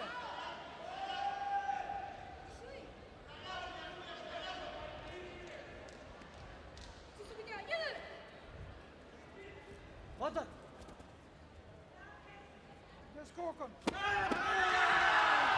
Well, there was a long punch from Arifi in red, but the counter punch from Akhmedov got all 4 judges' support. Perfectly timed slip like we saw there.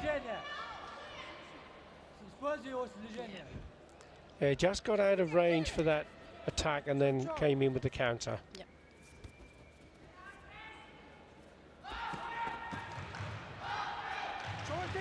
And this is where the dynamics change, isn't it? We see it straight away, don't we? You know, that first point completely opens everything up.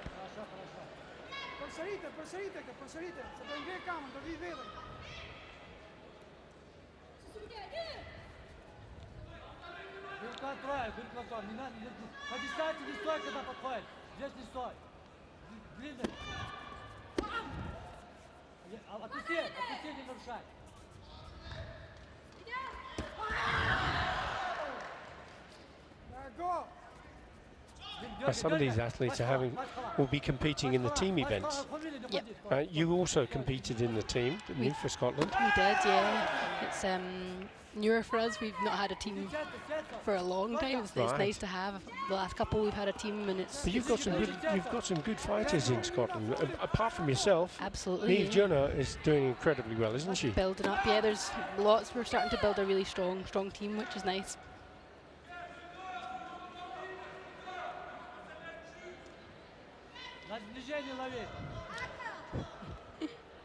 The crowd are definitely enjoying it. They certainly are.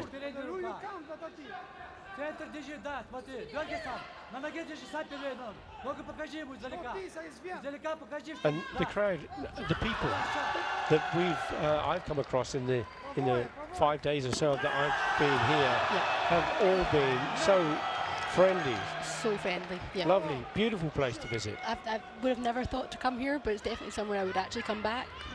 The place is lovely, the people are very nice, it's the food's great. Yeah, the food is sensational, isn't it? Yeah, certainly a place worth visiting, Armenia.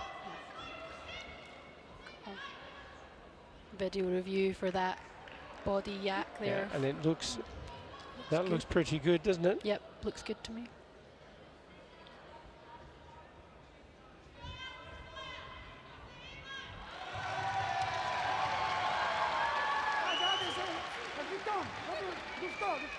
Yeah, you were right there, Amy. It was definitely a justified point.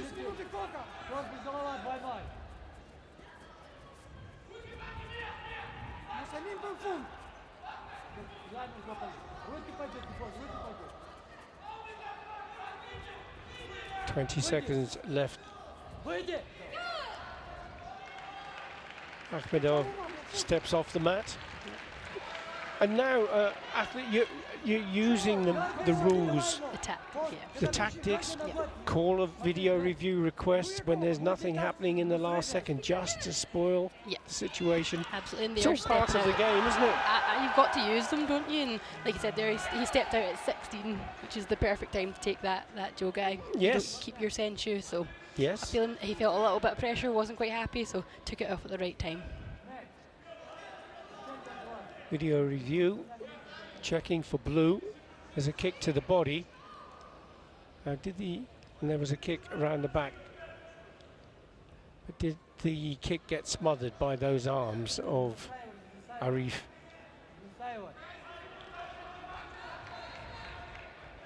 So no score.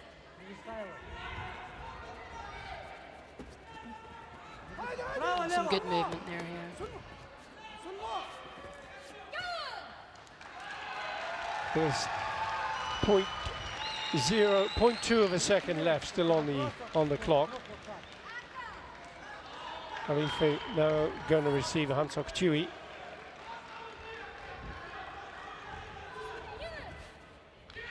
Now it's time up.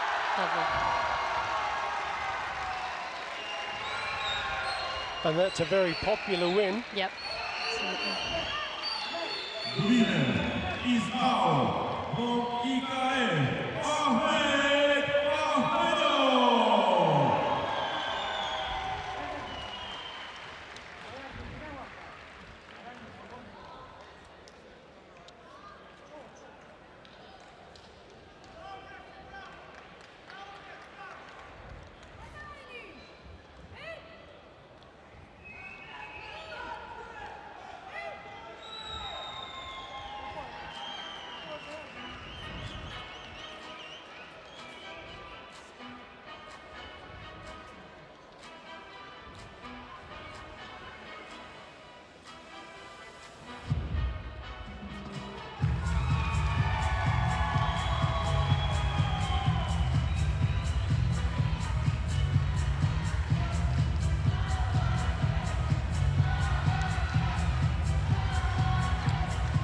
When you think about the championship, are there any standout moments for you?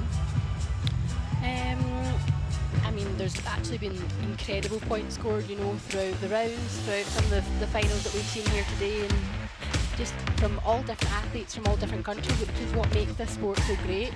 Like, you're not just seeing one country that are consistently bringing brilliant performances, we're seeing it from all different nations, and, you know, different athletes from different weight categories bring different things. So I think just, yeah, this has been a great championship for seeing, you know, so much of what karate can really bring.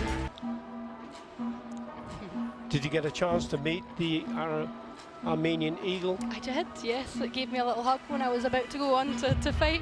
Oh, great. he's done well. He's been round everybody.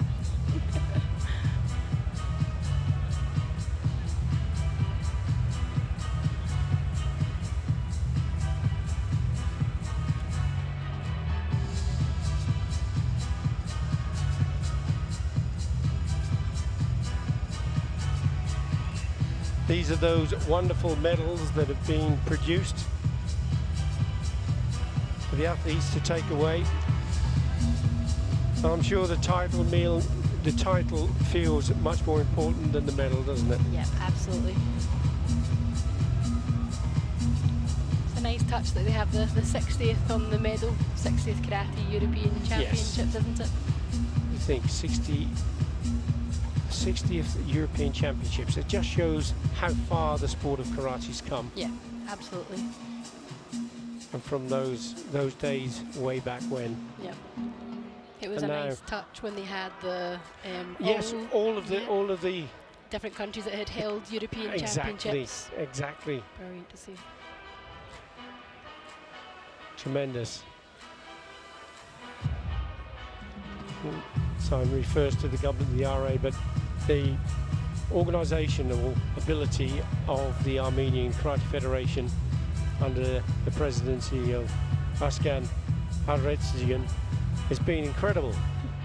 Such a professional job being done. Absolutely, everything's been perfect. Everything's gone to plan. It's been nice and smooth. Great for people watching, great for competitors, so they've done a brilliant job. And there is the Junior European Championships to be held here in 2027. And what about yourself, Amy? You talked about the Rabat in the Karate One Premier League. Will you be going?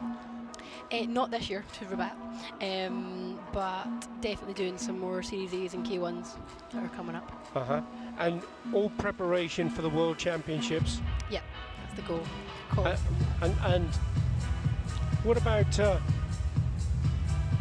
your sponsors and how do you keep them on board? Because you know you'll go back. You didn't get your medal this time, but you've got so much karate to look forward to, haven't you? Yeah, absolutely, and that's that sport. We obviously always want to come back with a medal, but sometimes it's not your championships, and you come back and you learn, you grow. Sponsors are with you throughout that, and yes, it's a big part of that. And we're so grateful for them. A sport like this, we really need to rely on sponsors to help us get to different countries. So for all mine personally, I'm so thankful and so grateful for even the opportunity that they support. So a big shout out to your sponsor. Who's your sponsor? Absolutely. One of my sponsors is Graham. So if you're listening, Graham, then thank you so much for Graham Europe for everything you do for us. It makes a massive difference. It's really important, isn't it? Yeah, absolutely. Well, we're going to have our medal award ceremony now, and this is going to be for the female minus 55 kilogram.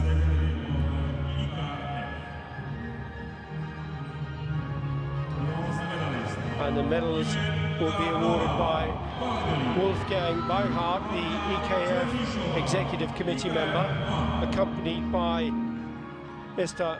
Davor Cipek, who's the General Secretary of the European Karate Federation. Bronze medals being awarded to Anna Chernysheva and the Olympic gold medalist Yvette Goranova of Bulgaria. When you want so many things as Yvette Goranova has, Olympic champion, world champion, and she's still fighting her heart out to take this bronze medal. Absolutely, yeah, absolutely. Jennifer Warling, friend of yours that you said, yeah, taking the silver medal.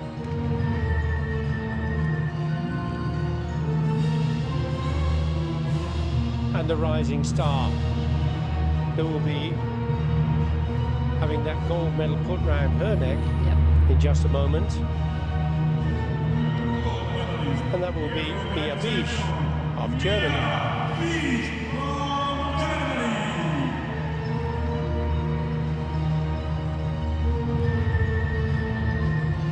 Proud moment for the athlete and a proud moment for the president of the Federation. The European Championships will be in Germany next year, in Frankfurt. Frankfurt, lovely.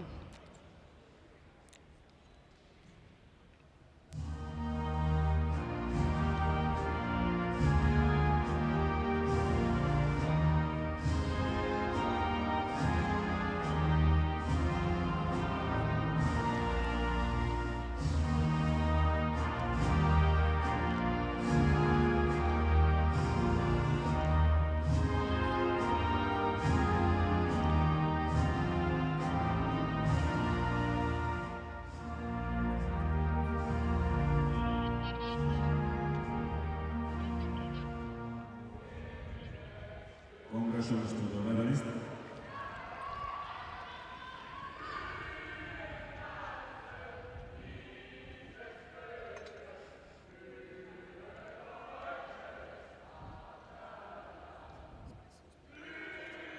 Your medalist for the female Kumite minus 55 kilogram.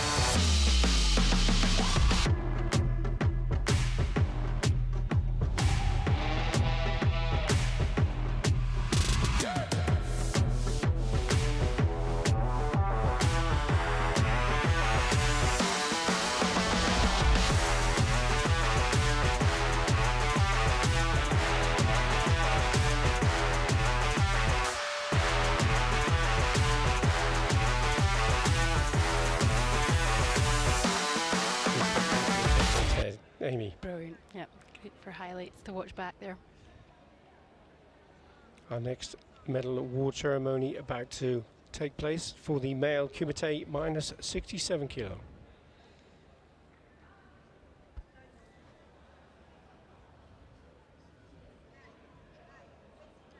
You're still carrying on with your work with Guardian Girls? I am, yes. Yep, we're coming to the World Combat Games for doing a seminar over in there Chengdu. in Chengdu. Yep, so that'll be great. Looking forward to that. And we're working with other countries as well. We're going to Australia and Latvia this year as well. So continuing it on the karate world, which is brilliant. Very good. Really well.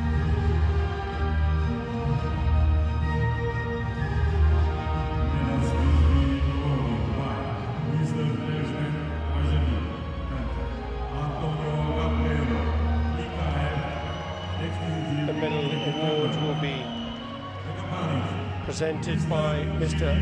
Ekumen Tazdemir, Executive Committee of the European Karate Federation, and Mr. Yuri Bocek, First Vice President of the European Karate Federation.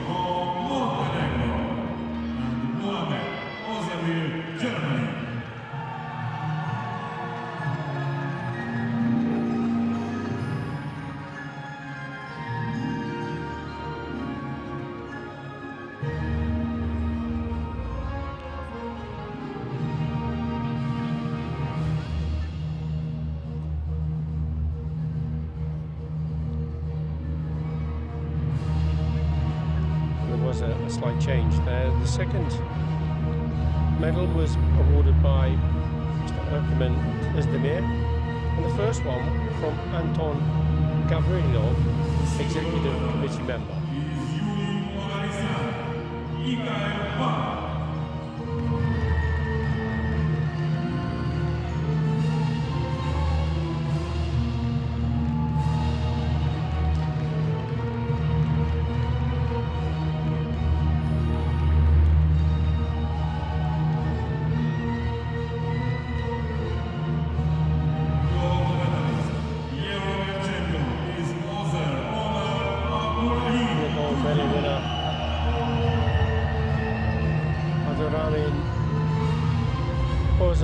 Of Turkey, taking his medal from his president.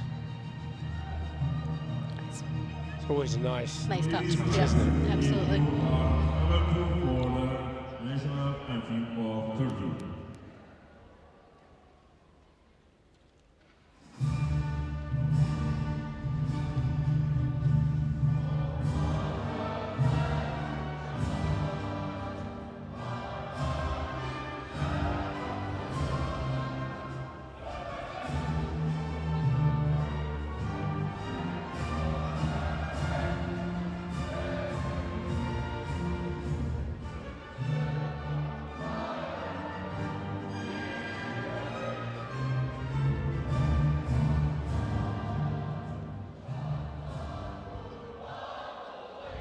Congratulations to the medalist.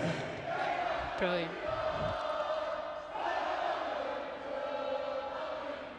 And the song goes on. It goes on. It's great. The same with before. Yeah, the passion of the supporters. Absolutely. That's what sport's all about, isn't it? Of course it is.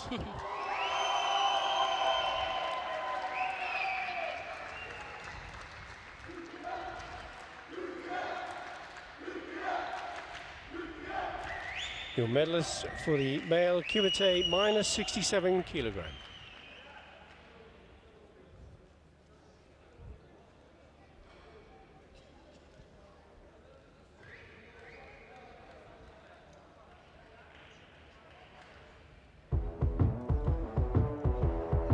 A chance to have a look at some of the action from those medal matches.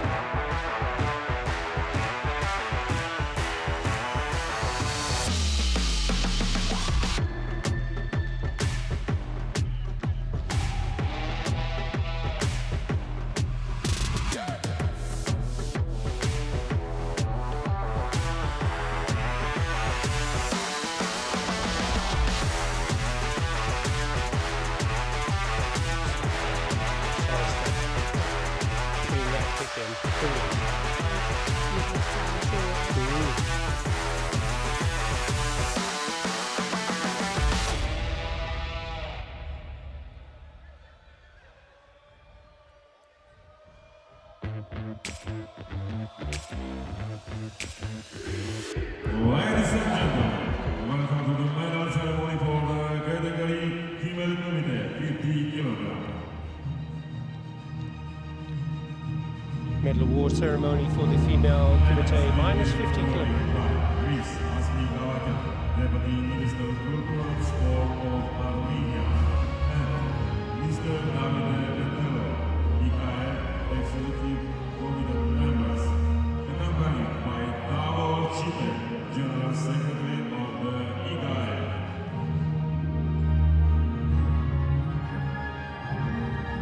The bronze medalist, Alexandra Mikhailova from Latvia, and Hubri from Germany. Bronze medals going to Germany's Hubri and Latvia's Alexandra Mikhailova.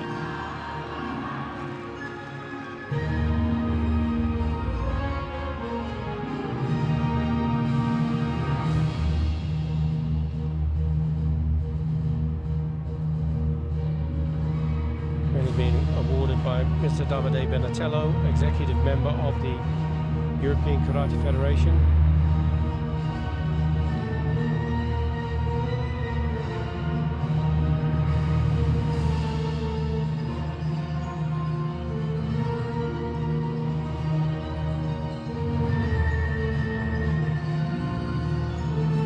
The silver medalist is Rafetto from Italy.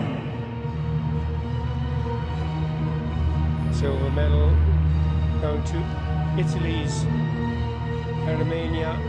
Rafetto, receiving her medal from her federation president, Mr. Davide Benatello.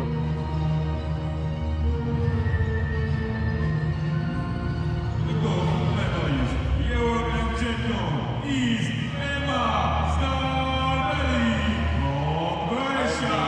Gold medal and European title going to Emma Scardelli from Croatia. That amazing comeback in those last few seconds. Brilliant. Amy. Absolutely brilliant, wasn't it? Well deserved. Please rise if you are about to hold the national anthem of Croatia.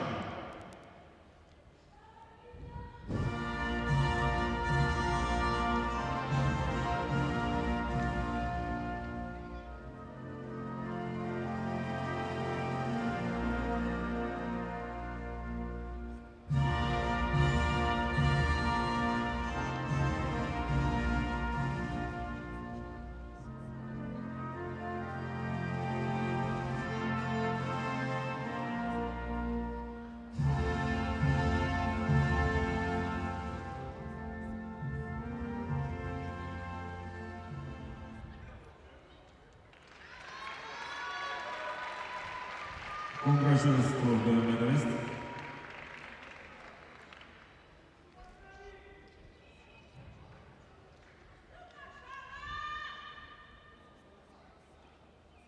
Your medalist for the female Kumite minus 50 kilograms.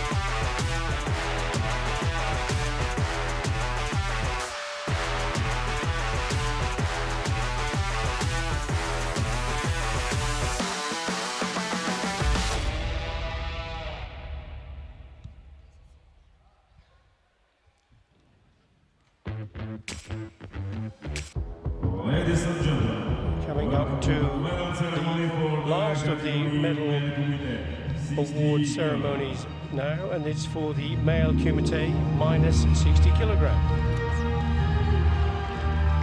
Medals will be awarded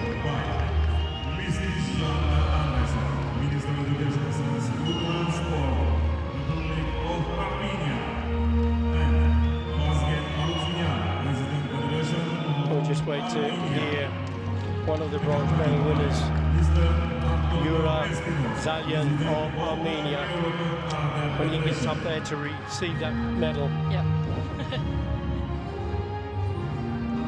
Bronze medalista Dolovich from Montenegro.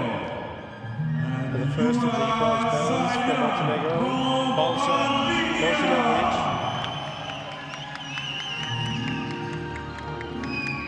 Zalyan receiving his medal from the president, Vaskan Haradjian.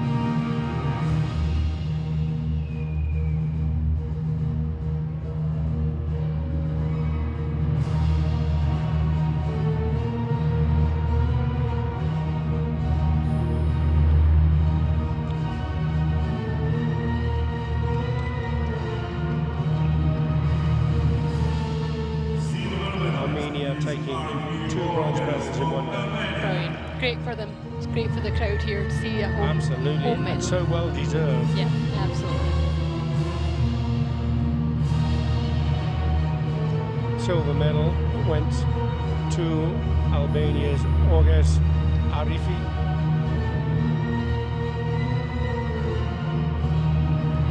Gold medalist, European champion is and the gold medal and European title going to Akhmedov, representing EKF 1, a neutral athlete. Please rise if you are able to for the IOC.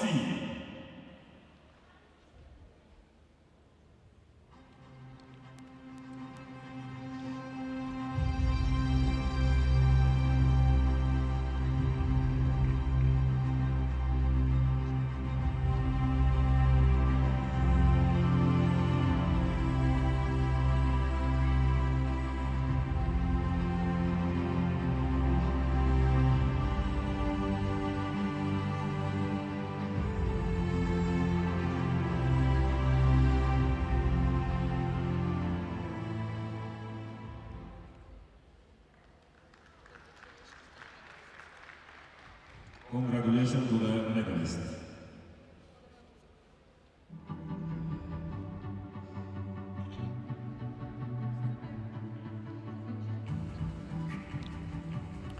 Your medalist for the male Kumite minus 60 kilogram.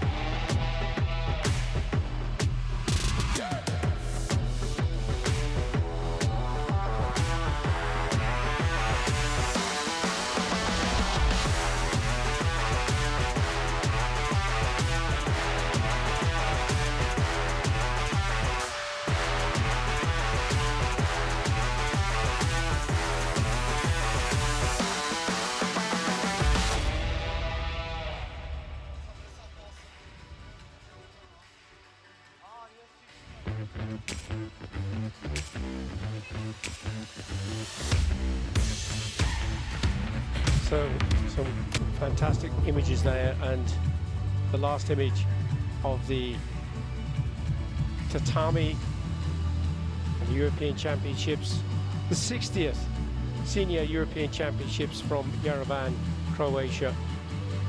Yerevan, Croatia, my pardon, Silia, Yerevan, Armenia. Some great results from Croatia, there's no doubt about that. They took some amazing medals along the way, but we have Toriana taking the gold medal in the female kata, Skardeli minus 50, Bish in minus 55, Cholgova of Ukraine in minus 61, minus 68 kilogram to Hana Riedel, plus 68 kilogram Kyriaki Kiondaraki from Greece. Ozdemir taking the male kata, Ahmed Akhmedov with minus 60, and Ozer from Turkey in the male minus 67. Sensational champions, Amy. Yep, well deserved, great matches. Absolutely great matches. And we've been really privileged to have some fantastic, spectacular techniques to commentate on as well. Yeah. But it comes to the end of the day, end of the session, but we have still more karate to come, and that will be in the team events, so we'll look forward to that. But in the meantime, thank you very much for watching from me, Billy Brennan, and from Amy Connell. Thank you very much. Until we see you next time, thank you and goodbye.